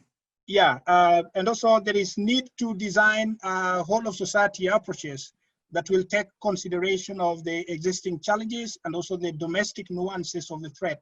We understand that, of course, we are dealing with a global pandemic, but there are also domestic nuances of it, which might not apply to, blanket policies that are being applied elsewhere. And also we think that international support is going to be very, very important in terms of addressing conflicts, addressing terrorism. And this is the time that we must also be on the watch for some of the insidious actions of terrorists and other, persons that may have malicious motives to destroy the sustainability of these areas. And lastly, as I finish, what we need also is a responsibility to seize the moment as global think tanks and working in this area, because we see an increased attention to the health factors of the pandemic, but there's a whole lot of other issues in terms of security, in terms of conflicts, in terms of the socioeconomic impact that this is going to leave behind. And so my organization is taking up this seriously and entering the game in terms in the ways in which the security can be maintained at the domestic level, at the regional level, in terms of talking about the IGAD region or the Horn of Africa, and also in Africa, where most challenges now interact with existing or pre-existing difficulties that have troubled these countries before. If I have a minute, should I? No, you have that minute has pretty much elapsed. So a closing comment. Yeah, my closing comment now, I think in as much as governments are taking up restrictions in terms of travel, in terms of social distancing and all these other, good recommendations, one thing they should take clear is that they should maintain the flow of humanitarian assistance, because countries like Kenya are hosting 2 refugee camps. And this is also, flooded across the region. And this is to open way in which the health burden is also going to be lightened by offering humanitarian aid and also supporting the system by giving the necessary needs and requirements of the people. Thank you. Thank you. Thank you, Joel. Thank you very much. Paulo, just a word. Our colleague from Pakistan, Mohammed Zar, if we cannot resolve the technical difficulties, we will make sure that his comments, which were excellent and submitted early in the process, and his slides will be circulated. Thank you, Jim. I should see Thomas now appearing on the screen. Thomas, are you here? I am. Oh, Thomas, I mentioned previously that we had the chance to look at wonderful paintings in other people's house. You are a painting yourself. Oh, whoa, whoa, et voila, you have the floor. Thank you. It's so good to see you, my friends. I think it's a great initiative only to see all of you. I'm so happy to see you. 4 brief points, 2 of things already done and 2 things I would like to initiate. Regarding the first thing, what was important for us was to have a framework between European and African think tanks to try to draw the attention of our respective opinions and not to have, I would say, locked opinion, not locked national opinions only on the crisis. So with 4 European think tanks and 4 African think tanks, we initiated an op-ed just to draw the attention, and especially in Europe, to explain that what is happening in Africa is highly important. So that's something we did between think tanks, and thank you for the colleagues involved. The second initiative was to create a format of think tanks acting with policy planners. So we did so at the European level. It's created, regular meetings just to fuel their thinking. And I would suggest maybe to extend this initiative to other people outside Europe, because I think if we can manage with policy planners and think tankers, it will be very helpful. So these 2 things are already done. Now I have 2 things I would like to initiate and to share with you. The very first one is maybe to try to organize joint web seminar between think tankers, especially on one particular point, which is our respective adaptation or our respective preparation of the different recovery plans. Let me explain. I think it could be very interesting to have, some explanation about the Japanese recovery plan when you are based in Africa or when you are based in Europe. And on the opposite, to have some explanation, some description of the recovery plans which are supposed to be made when you are in the US, for instance, for the ones prepared in Europe. And the last point and the last things that I would like to suggest, it's maybe to try to think about the way to connect between think tankers and companies in the current circumstances, and in particular with digital platforms. I do think that one of the main results of this crisis is a sort of, I don't know if it's disparition, but complete transformation of privacy. And I think that on that, we should try to frame a debate between us about the future of privacy, but also to try to connect these debates with the platforms. I stop there, and once again, thank you very much for this initiative. Very much. Thank you, Thomas. Good point. And we experienced a different shape of you during your speech, different colors. There will be hundreds of questions on the application you have been using, but now we move on to Ibon from Spain, Millennium Project. Where is Ibon? Here. Hello. Oh. You have the floor. Thank you, Paulo. Great to meet you, and thank you, Jim, for arranging this. It's a great initiative. I will make just 3 main points. The first one is on the need to anticipate risk when planning. So the question comes with the idea of, was COVID-19 crisis unexpected, really?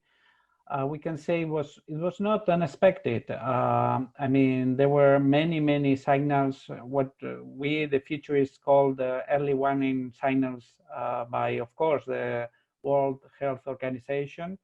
But also we at the Millennium Project were including clear signals in all of our reports since 1997. So there was a clear point that there could be a big risk of a global pandemic like the one we are facing right now. This comes to brings us to the idea that we need to use a scenario planning as a tool on a systemic way, both for companies, business organizations, and governments to understand that the future is not unique. We can have a trend scenario, but things could be unexpected. And we need to learn how to have different strategies for the different scenarios. We are right now developing a similar case, an example with the Red Cross in the US to build alternative scenarios for post-COVID, for a post-COVID world. So there are many examples that we can follow to use scenario planning. And then the second point comes to the idea of managing the risk, because it's not only about anticipating risk, but also about managing those risks. We have seen that this pandemic, this COVID-19 crisis is affecting the whole world, but we have seen that the effects are quite different in different countries. Even countries that were initially having a big impact are managing the crisis better than other countries that are getting the impacts later on. So we are seeing best cases and worst cases. So within the best cases, we can mention, of course, South Korea, Taiwan, Singapore, Switzerland also. Some other cases. Within worst cases, I'm afraid to say that we have, of course, Spain and Italy, and also the US right now, those countries that were quite late on anticipating this risk and also managing this risk. And there is also the point on how we are using new technologies and mainly IT. 1 minute remaining. IT-based technologies to face this crisis. Again, we have seen the case with South Korea, where they were using from the early beginning apps, mobile phone apps, big data, artificial intelligence to try to identify the risk, health risk, and try to manage them as quickly as possible. And we have seen that many other countries are not using so extensively those new technologies. And my last point is on the idea of resilience. One of the clear learnings about this crisis is that we need to build a new economic system and a new global governance system that is more resilient to this kind of crisis, both in public policies and also in business organizations. In the case of public policies, we really need to strengthen the whole think tank network. Think tanks play a clear role on providing new ideas and responses to global challenges. And in the case of the private sector, in the business side, we need more resilient business organizations based on social economy, on social enterprise, on social innovation also, that can respond to the current and future needs of society. Thank you very much. Thank you, Ibon. I will give now to Aaron to take a few questions. Jim, thanks everybody, to all those who were in this panel. Sorry for my comments on paintings and gallery. We are in dark time. We have to keep the lights on, but also equally important to keep our spirit high, and we have to do our best. Thank you, Paulo. There's been a number of questions that have been submitted here today, but also prior to the meeting. And there's very, very thoughtful questions that have been submitted. So it's clear that people want to work together. So I'm just going to read one verbatim that deals with internet access and inequality. If we assume about half the world has access to the internet and that social distancing is the preferred way to limit contagion, then we must massively increase internet access or risk deeper, wider divide where income and education and literacy and economic potential become festering issues likely to result in civic unrest. This is especially true in regions of Africa and South Asia where cities are rapidly becoming very large. How do we address this issue? Sarah, can you address that? I think the question is about the international context. I'm probably not the best one.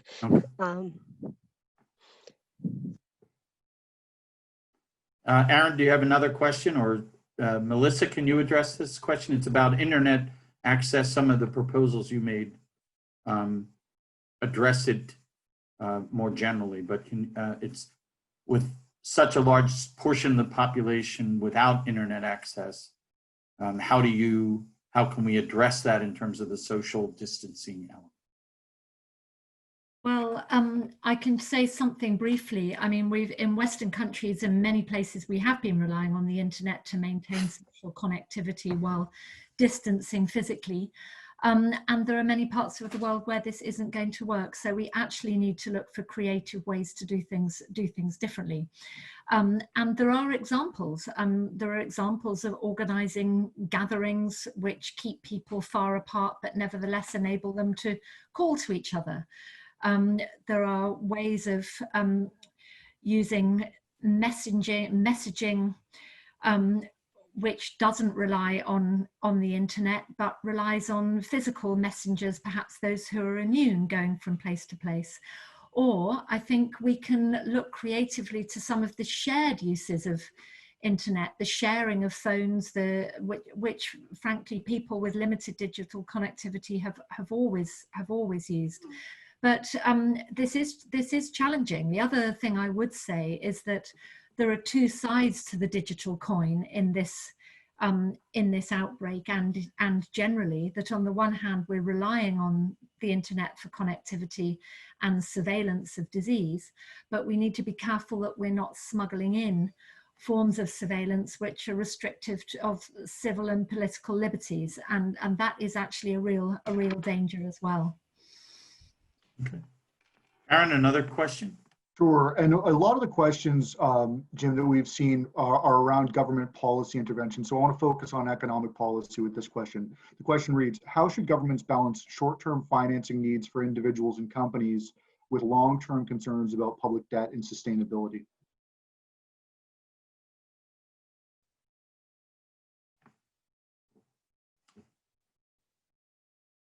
This is for any panel member to answer if you can. Sarah. Well, I would just say that there is in our country a remarkable bipartisan agreement. And in our country, whenever you say remarkable bipartisan agreement, you think that you must be in a dream.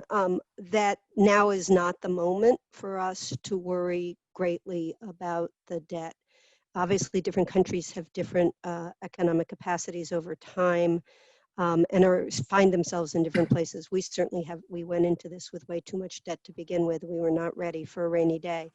But having said that, with low interest rates and the notion that if we can simply get the economy to be stronger sooner, we will produce the kind of economic growth that will make us resilient. I don't think it is a question of balancing. I think at the moment, public institutions need to invest. And then we need to learn from this when we do recover about being more ready for a rainy day in the future. Paulo? I think also in my country, you would be surprised. Right now, many people think this is not the time to care about the debt. We all hope that market will think the same in the next few months. Okay, Paulo, closing comments? No, you We're are. gonna wrap this session. No, I closed already, Jim. You have the floor. Okay.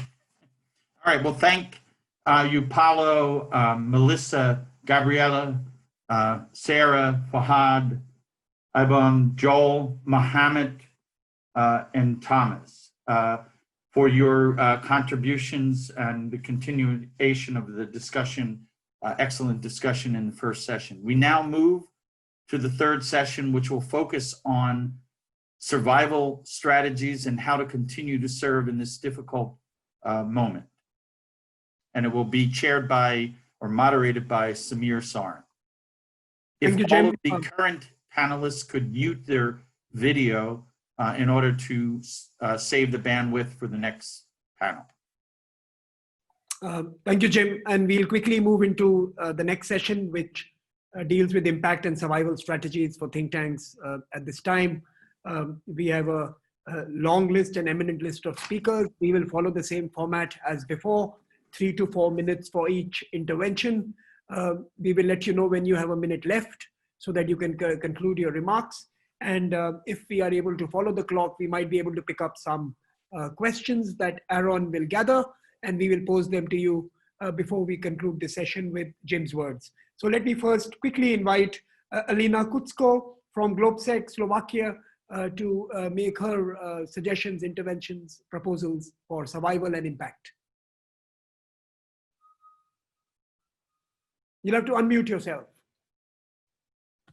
Perfect. Thank you so much, Samir, and thank you very much, Jim, for organizing this wonderful gathering on such an expedient notice. My job now is to share a few concrete ideas how to stay relevant, connected, and financially sustainable. As if it were easy at the normal times, now we have to do it during a deep economic crisis and a deep public health crisis. This very gathering, I think, already highlights 3 important things that we should all be already doing. First one is, of course, we all have to connect online now. We have to do it as a network, and we have to be fast in doing it. Online is already a must. I'm not even going to dwell on it for a very long time. And being online can hardly be your distinguishing feature anymore. It's all about how you tailor this technological base for your own benefit. So there are 5 brief ideas that I would like to highlight here. First one is that we all have to think big. What I mean here is that what was inaccessible before, or people who you before thought are inaccessible, suddenly might become very available for you. It is much easier to connect now, and if before you were asking people to fly to wherever you're located around the globe, and that would take 2 or 3 days, now you're asking people for an hour or 2 of their time. And we were surprised ourselves how generous people become with their time if that's all you're asking from them. Second idea, and this is connected to the first one, is that you are more than you are. You are the power of your networks and your connections. The more partners you have, the more things you can do, and the more you have to offer to your stakeholders and also to your donors. Yes, we all have to be somewhat of a community organizer. We have to put all the stakeholders together across borders, but also within the country. And remember that when everybody is trying to go national, think tanks and the networks like ours can become one of the few links with the outside world that will be very much appreciated. What is important here is also continuity. In difficult times like ours, very few would want a one-off engagement. Make sure that you engage with your partners and with your stakeholders continuously. Don't do one-off events. Do a series, for example. Follow up on your ideas. Make sure that people feel that they're implemented and that people have the reason to come back to you again and again. Third point is probably will sound contradictory to the first one, but I'll explain what I mean. We have to think small. Everybody is now trying to reinvent a Big Bang theory of everything, how coronavirus crisis is going to affect everything that we're doing in the world. But this fashion is going to pass very soon. And the think tanks that can find a very specific angle will be the ones who will have an advantage. 1 minute remaining. This angle can be about your region, about the specific issue, or about small details. The first, and it's connected, is that we will often have to drop the conventional topics that we are dealing with and switch to new topics. And this is very difficult for the small think tanks who do not have the luxury of having staff that can cover a wide area of topics. But this is again where the power of partners and connections come through. And the final point is that speed is of essence. We all have to be a little bit like Jim. We have to all react fast, and we will have to be able to regroup and to mobilize very fast. I know it is often difficult for people who are strategically minded, who are big thinkers, but we will all have to become some kind of entrepreneurs if we want to survive this crisis. Thank you, Elena, for your very precise intervention. Let me invite Milena Lazarevic from the European Policy Center, Serbia. Thank you, Samir. Well, I would like to structure my brief intervention in two parts. First, say a few words about muddling through the crisis and surviving through the crisis, and then what we can and should do in the long term, and how we should learn from this crisis. What we at European Policy Center have learned in the past few weeks, ever since we've moved to remote work, is that professional management matters in think tanks, and it matters in times of crisis more than ever before. We are one of the rare organizations which has divided professional management of the organization and content management, programmatic management, and we have learned that actually this has helped us become very well adapted to this kind of situation. Where we see that professional management and thinking about managerial issues is quite important is to make people feel safer, to make them feel like the management cares about their fears and concerns, because at times like these, fears and personal issues for people become actually the most important issues. So sometimes it actually becomes very difficult for them to work and to focus on their work. And somebody mentioned at the very beginning of the conference, that they did an internal survey of their staff. We have done something similar, and I have to say that this very short survey has been very informative for both the management, but it has also been very welcomed by the staff, and I would warmly recommend these kind of check-in surveys for the staff to be done and to really show people that you care. In terms of adapting and surviving the crisis in the long run, in addition to really thinking about professionalizing management and giving professional managers important positions in the organizations, so not making them subjected to the content managers and giving them enough autonomy and enough independence so that they can really influence the adaptations of the organizations every day, but also in the long run and in the times of crisis. I would like to mention two additional issues. One is that we are understanding how important in these kinds of situations of crisis and big disruptions, how important it is to have some sort of a financial cushion to fall back on.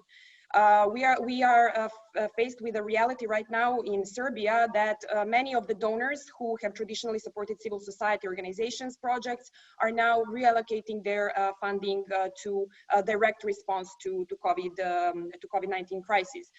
So ensuring that we have some financial cushioning is extremely important to make sure that we can pay out salaries and reassure our staff. The way that we have created this cushion is through developing a consultancy stream of our work. And whereas this is a system which is not without its flaws, it has actually contributed to our staff expressing a very confident view of how we are managing through the crisis and what will be the future of the organization. So I would be happy to share more on that afterwards. The last point I would like to make is where something that Alena talked about and where I would like to really agree with her, investing in partnerships and networks, building partnerships not only with think tanks from our countries, but also from other countries, but actually pushing ourselves to step outside of our comfort zones. So working with partners that are unlikely partners, working with partners that we would otherwise not be let's say maybe ready, or maybe we would not find easy to work with, especially in the civil society, becoming really parts of our civil society. Somebody also mentioned that at the beginning. I think that in the long run, if we want to stay relevant and really develop ourselves and our roles in the societies, investing in these kinds of partnerships will be even more important post-crisis. Thank you. Thank you, Milena. Let me very quickly move on to Emmanuel Justima from Haiti. Thank you very much. Appreciate that. Thank you, Jim, and thank you for all the panelists. And I'd like to say very, very quickly, I don't know what is the experience of everybody else, but in our part of the world, it is very difficult for a think tank to be front and center stage right now. So we're not necessarily as relevant as we need to be, meaning we are not necessarily getting the operational support that we can have. And certainly our disjointed efforts, because we are just one voice, means that we cannot go as far as we need to go. And these are very, very important issues for any think tank. So as a result, rather than going through a list of proposals, I'm sure that we can, all of us can come up with a lot of very, very thoughtful ideas and proposals to put forward. I'd like to ask the community of think tankers to consider adopting a joint communique, which would be published worldwide in each and every country that is, that are basically represented in this global town hall. This is a communique that will actually state as non-state actors, once more, as a community, we are called to follow where science leads and where concrete ideas lead to help craft immediate proposals to help save people's life and people's livelihoods in every continent. It shall say that, as in such a communique, that we agree to set up a global working group or a global commission with 7 subcontinental commissions in such a way that each continent, the views of each continent, the needs of each continent can be fairly represented. And we will be presented that to the world within basically 10 to 15 business days as a differentiated set of responses, because one size is not going to fit all. I'm sure that what people of Asia want to put forward and what people from Africa want to put forward are not necessarily what people from Latin America want to put forward, but they are all part of the equation. So I think that the world will be better served, and our think tanks will be better served if we can help shape the narrative and tell the world this is what our global town hall is coming up with. We would tell the world that this working group, this global commission, will present proposals about what sort of differentiated responses and innovative delivery models that the world can turn to, not just to save lives, but 1 minute remaining. Say that again? 1 minute remaining. 1 minute remaining. Yes, it's fine. So I think that will help us also tell the world that proposals are coming to actually think about the world post-pandemic, what kind of world that needs to be. And these are things that, in my view, that operationally will help us to be more relevant. This is where we can redirect our human resources to work on behalf of humanity as a whole. People from national government, from regional government will support us, knowing that we're working on something global that locally will be relevant, and we probably will get all the supports that we need to be. And we will be back front and center stage. We'll be able to shape the narrative and shape, more importantly, what the world, the new epoch, the new era post-pandemic is going to be, rather than be just a spectator or having a bunch of analysis that no one else will actually read. Thank you, Emmanuel. Let me invite Ari Heistein from INSS Israel. Thank you, Samir. And I want to thank Jim for arranging this important discussion as we head into uncharted waters. The collaboration that Jim supports will prove critical to coming out stronger on the other side of this. I see 3 major challenges facing think tanks in the new era of coronavirus: research, influence, and funding. I'll try and cover all 3 of them in 3 minutes. So the first is adjusting our research. For example, in the US, converging health economic, and political crises will have a major impact. As Fred Kemp said earlier, this will change so much about America. It will change everything from campaigning and voting to how the public views the outside world and international engagement. Even the context in which America exists will be different. Great power competition and international trade will certainly be changed by the coronavirus.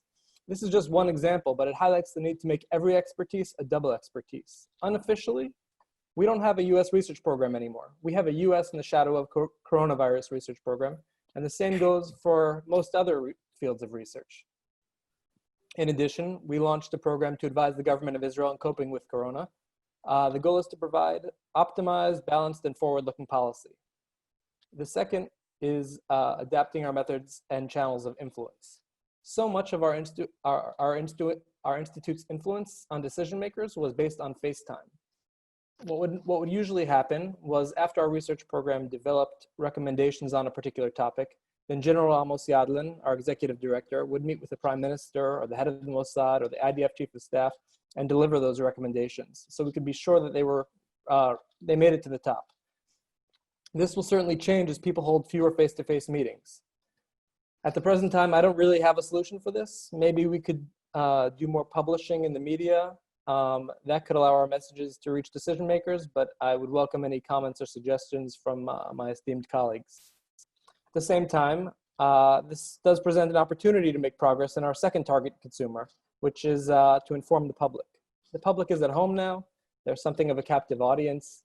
And so we've done everything in our power to provide them with an incredible amount of research materials on every topic imaginable related to Corona.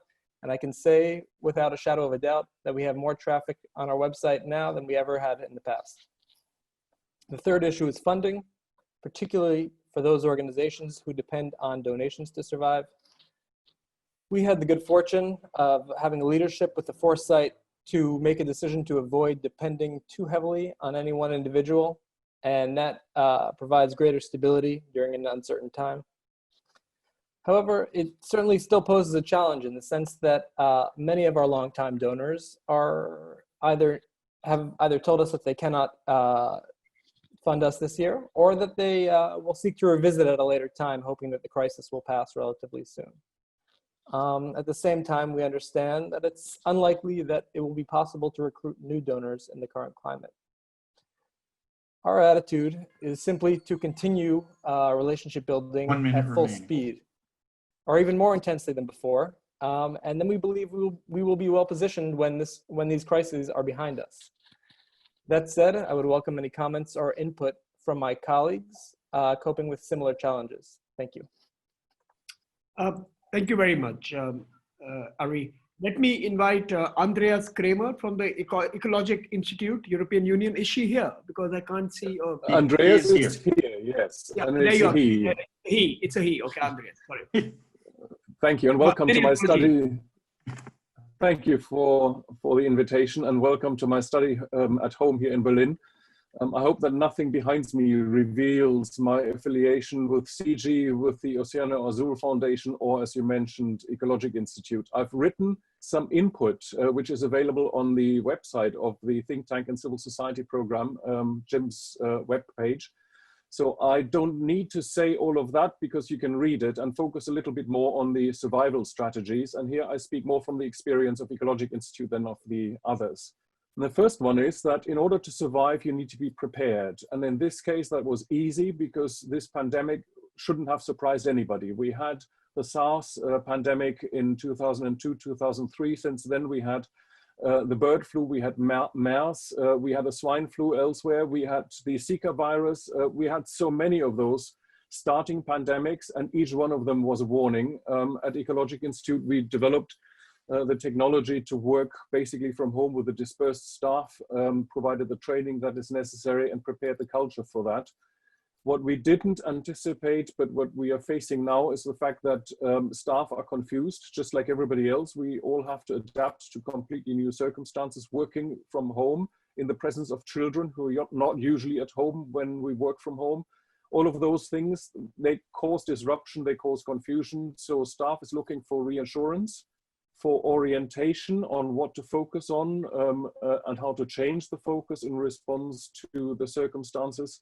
And they're also looking for new challenges. They're highly motivated, I find, to try out new technologies, new formats, engage with new communities, and think about how to restructure their programs and their projects to take into account the relevance of the COVID-19 epidemic. We in Germany, most of the operation is in Germany, so we know our political, legal, regulatory, and economic environment, and you read about that. So in fact, we can operate fairly safely knowing that there is secure government funding for all research programs that are publicly funded. We don't need to worry about that. And I do share the concerns of people who don't live in a country, who don't work in a country that provides comfortable backup in this way. We stay in touch with our donors, supporters, and clients because they're also thinking about what their priorities will be. So they're very receptive, even to half-baked ideas at the moment that we can give to them, and it comes back from them after a while, somewhat refined, and we have entered into a dialogue of what the research priorities, what the policy priorities will be, what the formats will be in the future, including the question how long the current restrictions will have to be applied, affecting our working. So with that comfortable environment around us, yep, we want to focus on what happens after this crisis. And you know, after the pandemic is before the pandemic.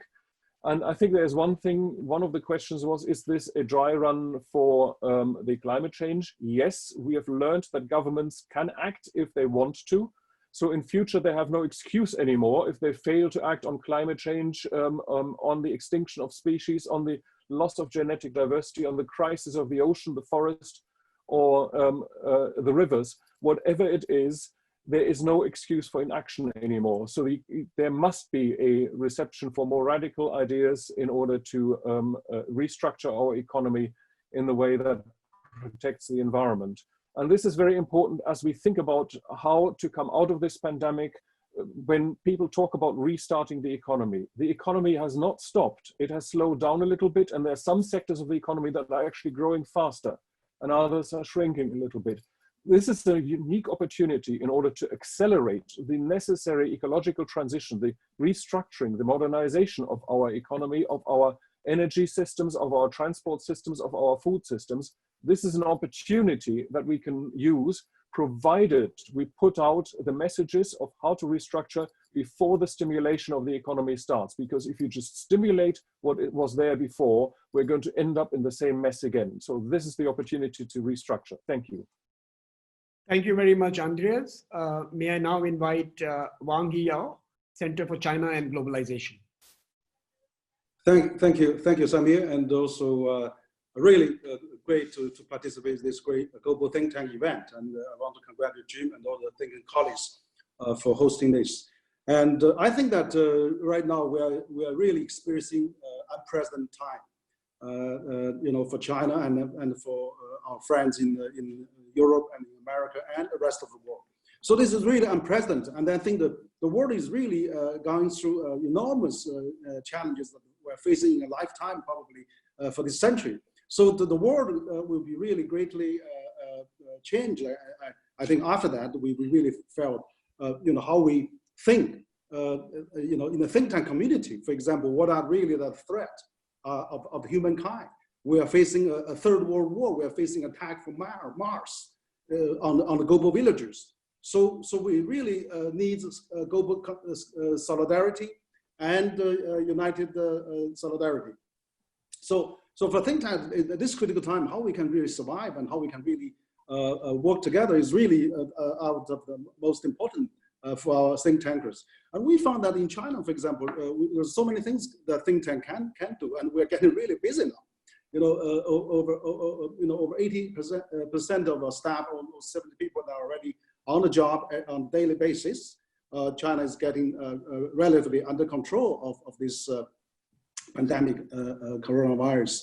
But I think now the communication, the how we can get the country back on the track, how we can get the world economy back on track, is on the think tanks people's mind.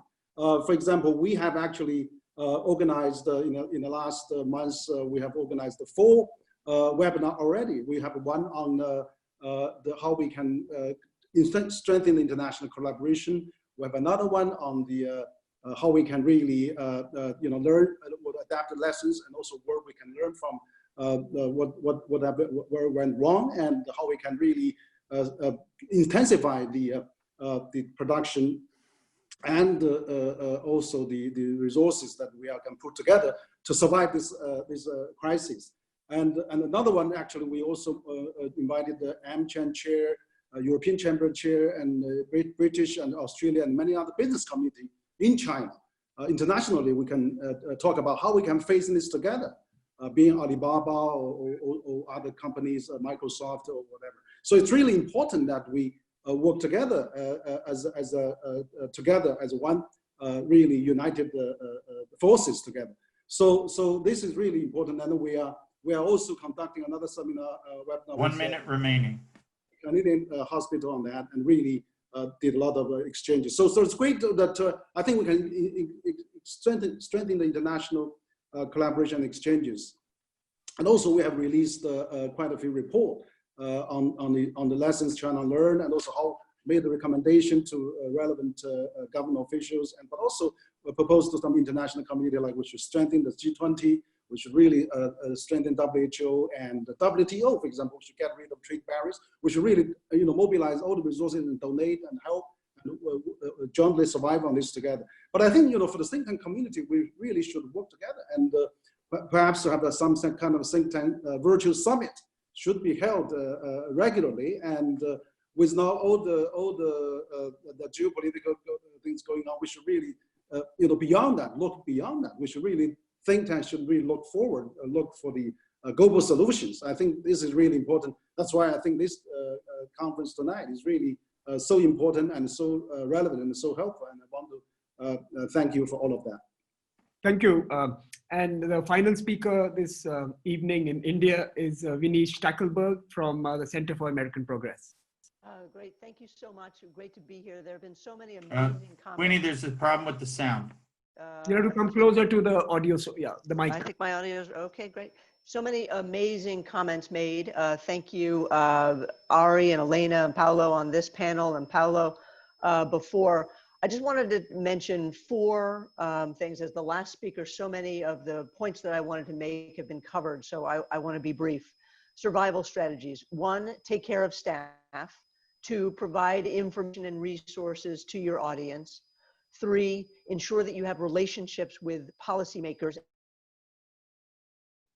We've lost you, Paul. For the United States at the state, federal, and global level. Can you hear me now? Yeah. Great. Yeah. Maintain those relationships. 4, trust science, and we need to restore confidence in government. And 5, donor management. So just a quick thought on each of those 5 items as we wrap up. Take care of staff. So much of what has been mentioned before in terms of taking care, we cannot as think tanks function if we don't take care of our own staff. We need to provide them with time off. We need to ensure that they have the tools and technology to work remotely. We have to ensure that they are physically safe and they have they're emotionally safe as well. One of the things we've done at the Center for American Progress is provide an employee assistance program that not only deals with dollars and pay advances, but also has an 800 number for people who are having trouble dealing with this incredibly challenging time. Another piece, and I don't know whether other think tanks are going through this, is we have certain teams, econ, health, for example, who are incredibly busy right now, but other teams who work on other related issues who are not as busy. So we've tried to set up a job share program within our own think tank internally, so that someone who is a researcher in one area and who's not that busy can be deployed to another area to help with research. Second, provide information and resources. I think it was Ari who mentioned the fact that his web traffic is higher than it's ever been. The same with us at CAP. We need to provide content for our audiences and ensure that we have that information and resources. I'm sure all of you have a coronavirus link on your website. We have that as well. 3, ensure that you have relationships with policymakers. You have to be able in this environment to connect your ideas with policymakers. And we do that here at CAP at the local and municipal level, at the federal level, and at the international level as well. And those relationships have to be built in times of great opportunity as well as times of challenge. 4, trust science and trust and restore our government's confidence in government. Look, if we all had better testing programs or contact tracing programs that were undergirded by technology, we'd be in a much better place now. 1 minute remaining. Then we'd be in a much better place now than we are. But because we don't have that reliance on science and technology, many of our countries are in dire straits, and it wouldn't have had to have been this way. And then 4th, has been mentioned before, donor management. Talk to your donors, share with them what you're doing, share with them your challenges. Conferences like this online should be made available to our donors as well. Think bold, think long-term, and let's make sure we do this all together. Thank you very much. Thank you, Winnie. So I think we now have 15 minutes for questions. I will reserve my comments for the very end if Jim permits me. But Aaron, why don't you come in with questions that are available with us? Sure. So the questions that we've seen, there's a range of them, from using technology effectively to the economic issues that think tanks are dealing with, to how we maintain or even accelerate our role given our kind of trusted voice and public trust issues. The first one is related to using technology, but not just for online meetings. In the new working and political environment, how can think tanks go beyond just moving events online and ramping up digital content and digital marketing, and to make real, substantial changes that not only help their survival, but also help them realize real and lasting impact in our changed world?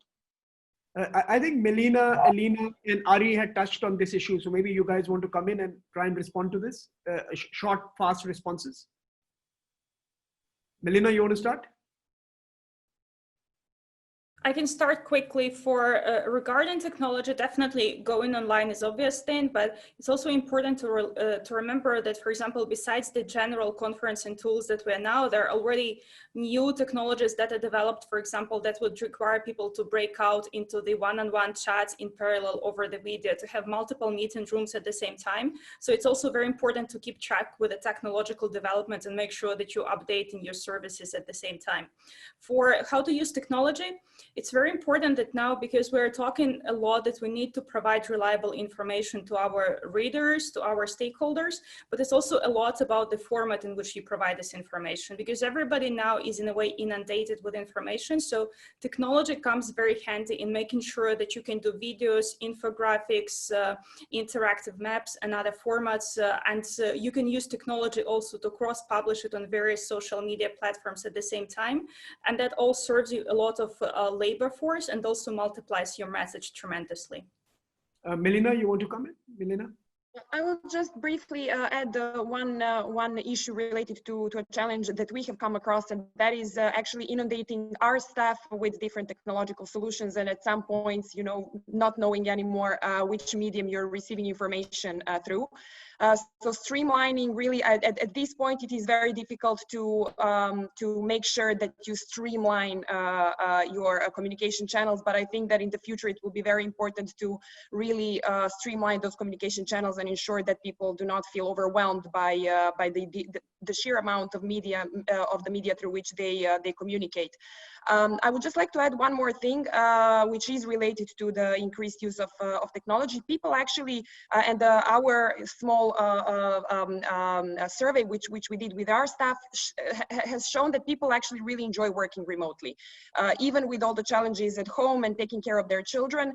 At the same time, they do enjoy this kind of work, and we have actually seen that around 40% of our staff would like to work at least 1 or 2 days, and even more frequently a week remotely, even in the future after this crisis. So I think that this is also one potential strategy for think tanks to cut their operational costs in the future by introducing maybe hot desks and these innovative ways of sharing space in the physical space in their offices and allowing more flexibility to their staff. But again, I would like to underline that good management and strong management practices are key to making that work. May I add just may I just mention 2 things, which are not about our internal communication and technology challenges, but are external, and that is voting and the United States Congress. I just wanted to flag two things that sort of seem obvious right now. We are in a huge challenge where social distancing is our best mitigation for this public health pandemic, and yet we are in the middle of an election season. And so this conflict between in-person voting and online registration is proving to be a challenge for technology. How do we ensure that we can register online? How can we ensure that we can vote by mail in a safe way? So that's one. And then second, for the United States Congress, we have no mechanism by which we can vote, they can vote remotely. And so I think there's a challenge right now as to whether there is a way for Congress through technology to vote. I think you're not alone in that challenge. Many parliaments around the world are going to find answers to that. Ari. Okay, so I think that there are 4 ways in which we have sort of transitioned more into the digital world than we were in the past. The first, I would say, is in terms of allocation of resources. I think we are moving away from hard copies of books and much more towards publishing things on the web. At the same time, the second thing is we are not waiting anymore for the hard copies to be put out. We are publishing immediately the minute the article is finished. So we're trying to do things in real time. The third thing is that we are now using brief video clips to get our messages across to people, as opposed to only using the written word. And the fourth thing is what we've done for a few times actually since the coronavirus has broken out, is conducted simulations like wargaming on the web, and that's been something that's been pretty successful and pretty productive, and it's gotten I would say a lot of hits from the public as well. Thank you. Aaron, can we go to the next question, and I'll bring the other panelists then. You'll have to unmute yourself. Of course, yeah, no problem. So lots of questions about fundraising, obviously. So the general question, how do you approach fundraising during these new circumstances?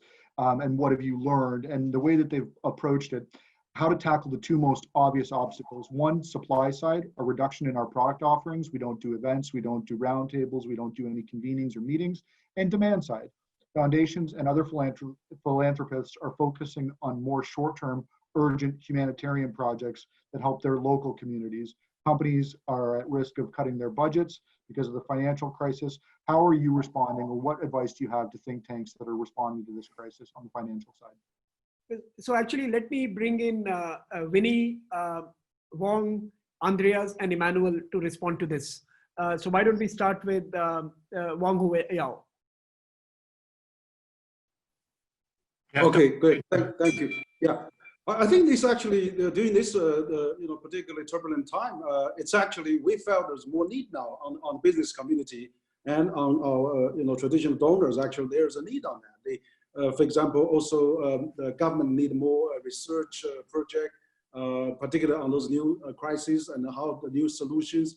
Business, for example, we've done a weekly webinar. And also we found that there's a huge audience of that. For example, the 2 webinar we did in China, each time there's 1 million people online. So the third time we did with AmCham, the European Chamber, and that there's 500,000 people online. So it's actually serving as a big bridges between business community, policymakers, and also academics, so that there's new ideas coming out. It actually shows the importance and also the leading role that think tank can play, and also bridges between inside country and outside country with the international community. So I think actually this crisis has provided think tank the best time to communicate and to really also anti the populism, nationalism. We should be really praise the one world, one dream, one world. I think that's really important, and think tank has a big role. Emmanuel. Thank you. I'm listening to all of us, and I'm being reminded that we're living in a different side of the world. The world is not necessarily as you guys see it or as you guys are living in.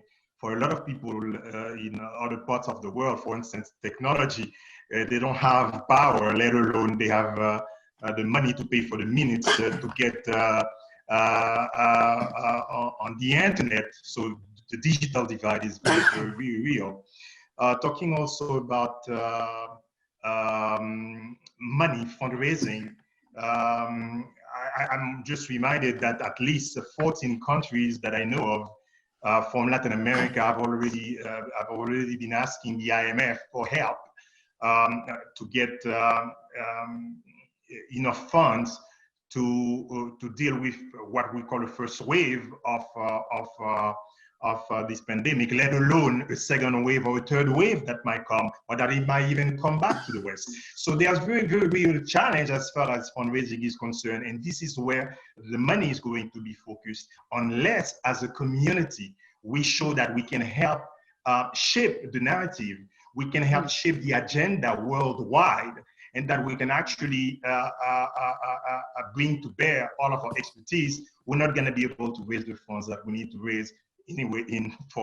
I'm sure it's the same thing for Africa, but in our part of the world, in Latin America, it is a very, very difficult situation to actually find money when you're not showing that you have a direct connection with the national effort, let alone the regional effort. Thank you. Andreas.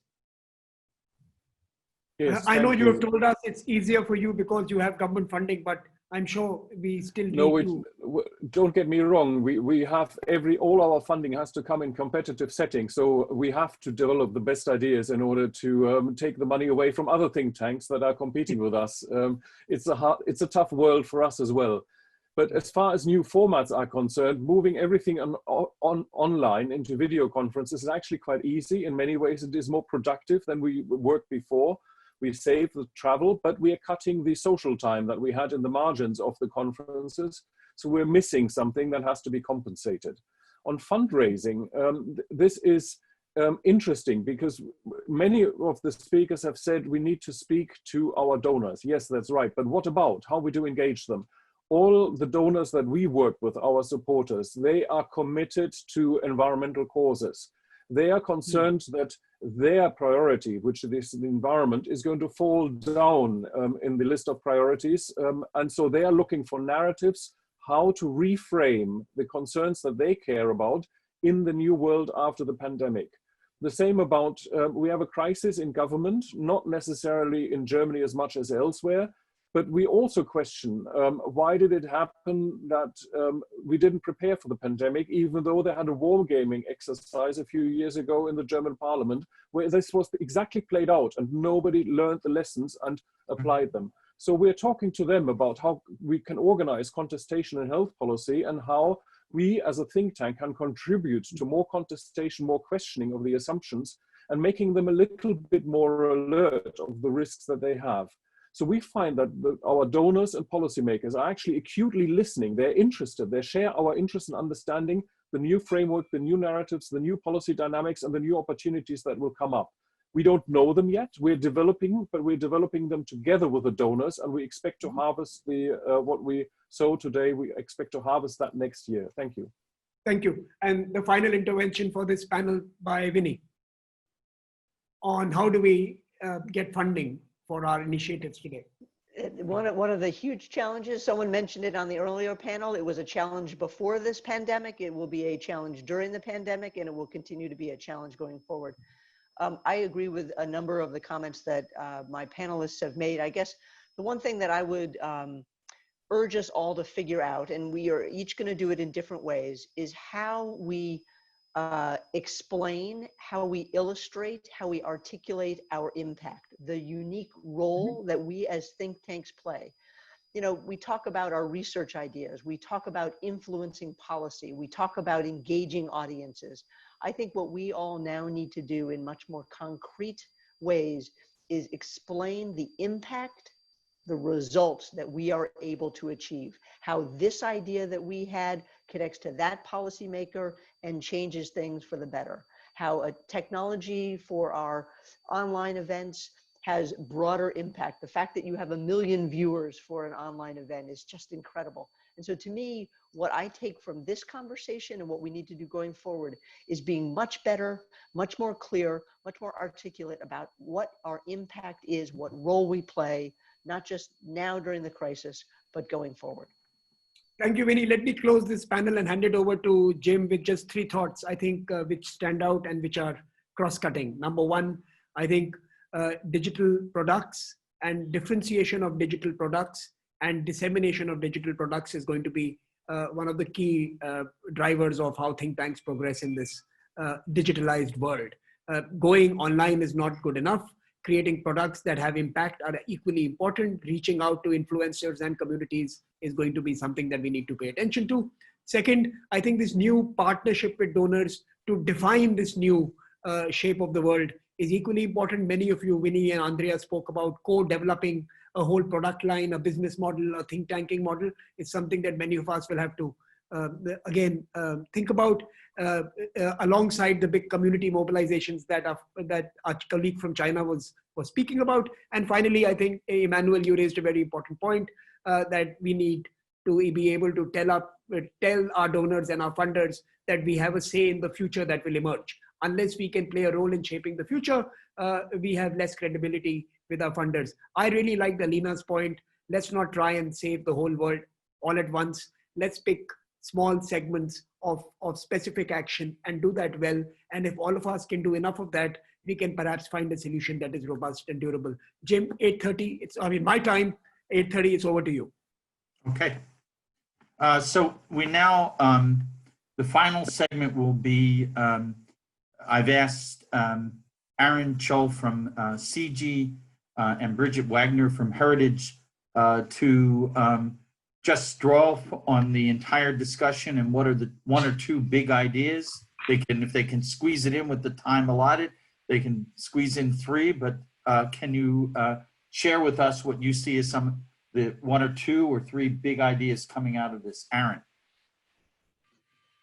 Sure, Jim. Happy to. Let me start with 3 observations.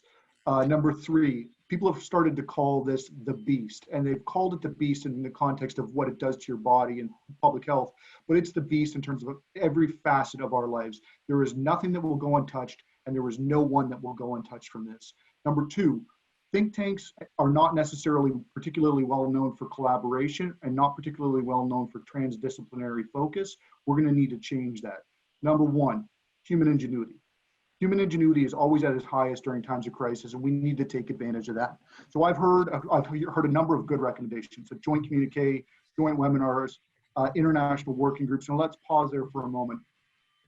I think we should strike an international working group to accelerate and augment a multinational or multilateral cooperation in research and development of drugs, vaccines, testing devices, and other medical products to achieve rapid breakthroughs that will immediately benefit the international community. I think we need to look at the fundamental role of technology in our lives because it cuts both ways. We have this ability to share, but there's disinformation campaigns, there's digital tracking that could potentially be abused, and authoritarian regimes are looking at that. And then finally, looking at economic recovery in a detailed way, in an international collaborative way. So I'll undertake to do 2 things here. I'll undertake to generate a rapid response report that Dr. McGann can circulate after this. I've had my team listening closely to this call. They will write up the recommendations with concrete, actionable follow-ups.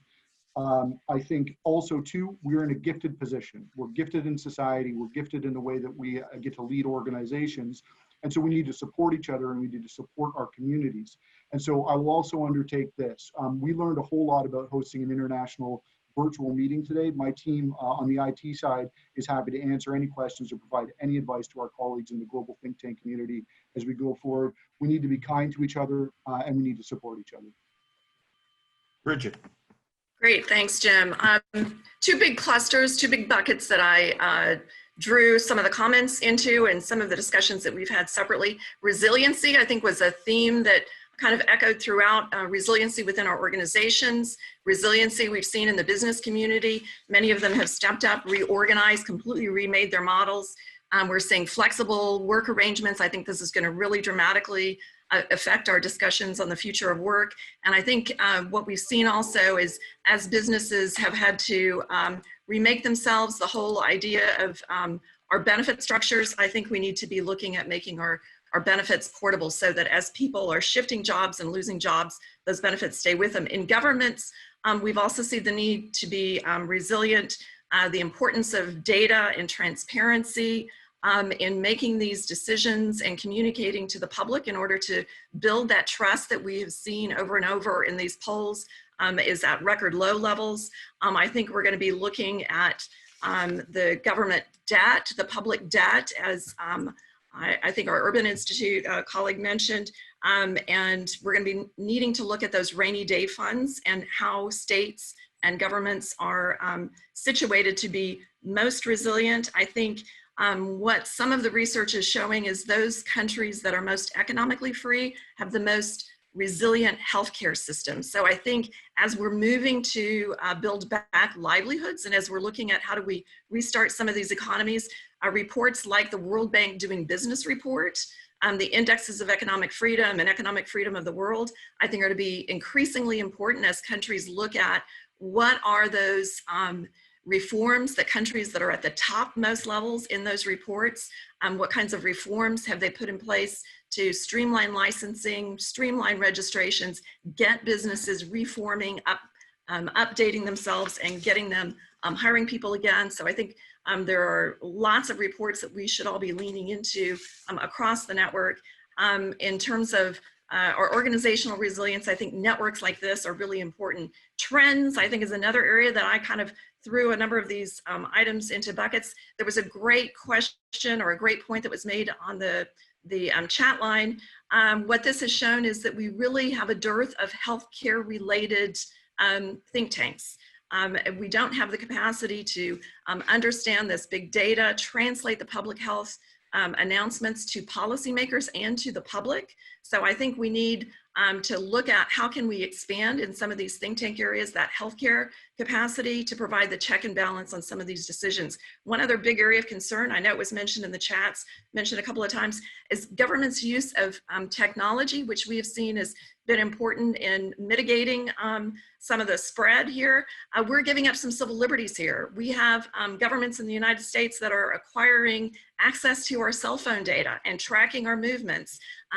This is a serious erosion on our civil liberties. When will this be scaled back? As we have seen over and over with governments, in times of crisis, they take on extraordinary powers and are very reluctant to give these back.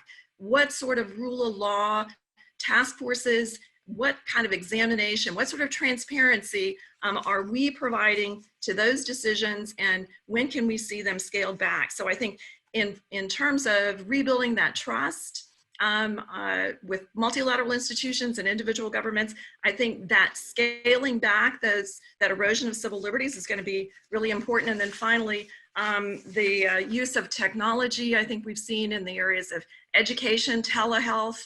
There are a whole new areas that we've seen technology really move into. We've also seen, however, among some of the smaller think tanks tracking extremist violence and terrorism, an uptick in visits to these extremist websites. So I think in an emerging sense, we're going to be needing to be looking at some of these security issues with migration and the security threats, military preparedness going forward. One final mention is, as with any big kind of world-moving crisis, the Depression, 9/11, the financial crisis, it impacted the next generation. And I think we were in a window where this Generation Z is having their values formed, and that's something we should be very conscious of.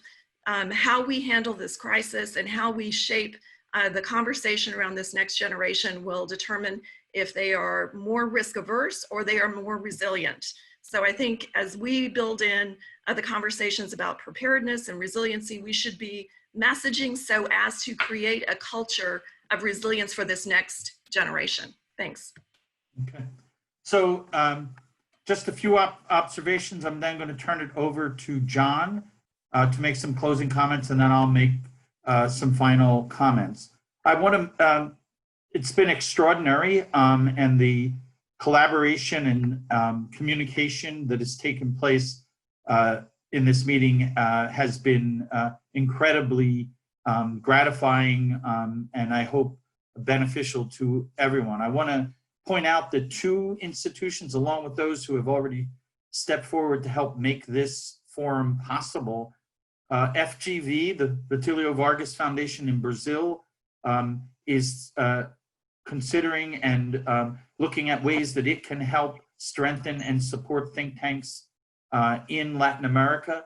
And Samir Sarin, who was on the opening panel and chaired the final one, is looking at how they might help individual scholars working on issues around the pandemic who have been displaced in their countries in terms of their think tanks unable to support them during this difficult period. And so I hope that others join in that effort in terms of this global effort to support one another. John? Jim, thanks again. And colleagues and friends from around the world, I want to thank you all for taking the time to share your thoughts with us today. I could not improve on what Aaron and ultimately what Bridget just said, and there's so many ideas and thoughts out there that are now being accumulated and assembled that I think we're all going to benefit from this. Indeed, in fact, as I look across the geopolitical landscape, I'm struck by how much our environment has already changed. Aaron's calling it the beast is really a true comment, a true commentary. There are so many unknowns that we're going to have to face. And sadly, that dynamic, I think, to include philanthropy, is going to be with us for a long time, some months and maybe even years. But it's going to get worse before it gets better, but it will get better. And we're going to be a part of making it get better. In this moment when we must be very clear about the components of our organizations and our business models, our research, our philanthropy, we need to be strengthened to endure in the long term. And Sarah Wartel's comment, and I really want to recognize this comment because it's shot across so much of what we're talking about, is about resilience. We have to emerge from this building resilience, not just into our systems, but into our societies. And Bridget's comment about this new, younger generation that's never been tested before, building resilience in that generation is going to be crucial for the future for all of us. This is all easier said than done, and it's hard work, but much of the commentary that's been offered today is so important towards stabilizing and reinforcing our important think tank community. And you are all heroes as you bring us together and think these larger thoughts about our future, our common future together. And I stated briefly in my opening remarks that this is a moment for blue sky thinking. We have an opportunity to show the true measure of our worth to the global community by rallying together when our governments don't seem to be able to do that, and writing the playbook for the post-COVID-19 recovery and the way ahead. We're already thinking about that at my institution, and I know you are as well at yours. We need to harvest this thinking together in a consortium that will make our lives better in the future. Furthermore, policymakers need our thinking and support right now, more than ever. In an environment where political leadership is being literally crippled by this disease, think tanks can, as my dear friend Paulo Magri has said from ISPI, think tanks keep the lights on. And these lights will illuminate the path forward for all of us, a guiding light. That's our role.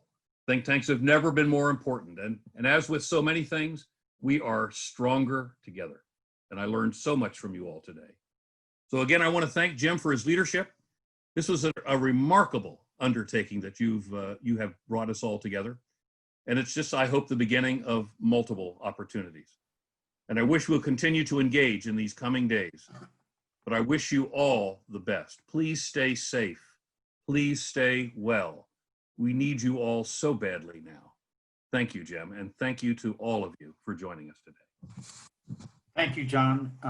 As many of you know, I am always examining the trends that will impact society, and most importantly, from my perspective, the policy and my environment in which think tanks operate. The coronavirus clearly drives home the reach and disruptive dimensions of pandemics. And most importantly, it represents, which I think we all need to focus on, a new and important trend that we need to understand: the viral effect of issues and events and the rapid and devastating impact they can have on our countries and people around the world. This new reality expands the meaning of going viral and is directly connected to what I have described as policy tsunamis and the increased velocity of information and policy flows. Where information and events spread around the world at a warp speed. The coronavirus and the economic and social fallout from it have swept across the globe in a blink of an eye. It underscores the fact that we think tanks must make our organizations fit for this new purpose. And this requires that we continue to focus on how to become smarter, better, faster, and more adaptive if we are able to help people cope with and the endless stream of natural, health, political, and social viruses that will sweep the globe in the future. We have the institutional capacity to meet this challenge if we transform how we operate and how we think about policy problems. The new reality is that, and the new abnormal, which will be the normal, is that policy tsunamis will be a regular occurrence. It will not only disrupt supply chains, but idea change. And it may be odd to say this is an opportune moment for think tanks that are able to provide policy relevant and reliable advice in this time of crisis. It will create support for our institutions that will help sustain your organizations now and in the future. And there are numerous examples of strategies and programs that people have implemented to realize this potential. This is easier said than done, but it is what we must do if we are to survive in a world where the only normal, as I said, will be the abnormal, meaning that we will now face constant change and disruptions, and we need to prepare ourselves for our institutions for this new reality. We must, for those of you who are in ivory towers, come out of the ivory towers, come out of our silos, and be on the front lines in terms of this crisis. It is an opportunity to demonstrate why think tanks matter more than ever before. And as Winnie and others said, what is the value added? What is the contribution we make to our people and our societies? I firmly believe that we can overcome this invisible adversary, but we must prepare for a future where disruptions and the increased velocity of information and policy flows will keep us constantly on our toes. And as John said, let's support one another in the face of this global challenge and demonstrate to people around the world that leadership, facts, and think tanks matter now more than ever before. I want to thank all of those who are partners, Brookings, CG, Heritage, ISPI, and all the members of the Planning Committee, FGV, and ORF, who have helped support and make this ambitious, bold, and very risky enterprise and event today a reality and a successful one, I think, from all standards of evaluation. So I want to thank all of you who have joined us around the world, this effort is to serve as a catalyst to communicate, connect, and collaborate. And we've already seen in many instances where that is already occurring. Thank you all very much and look forward to you working together in the future. Bye now.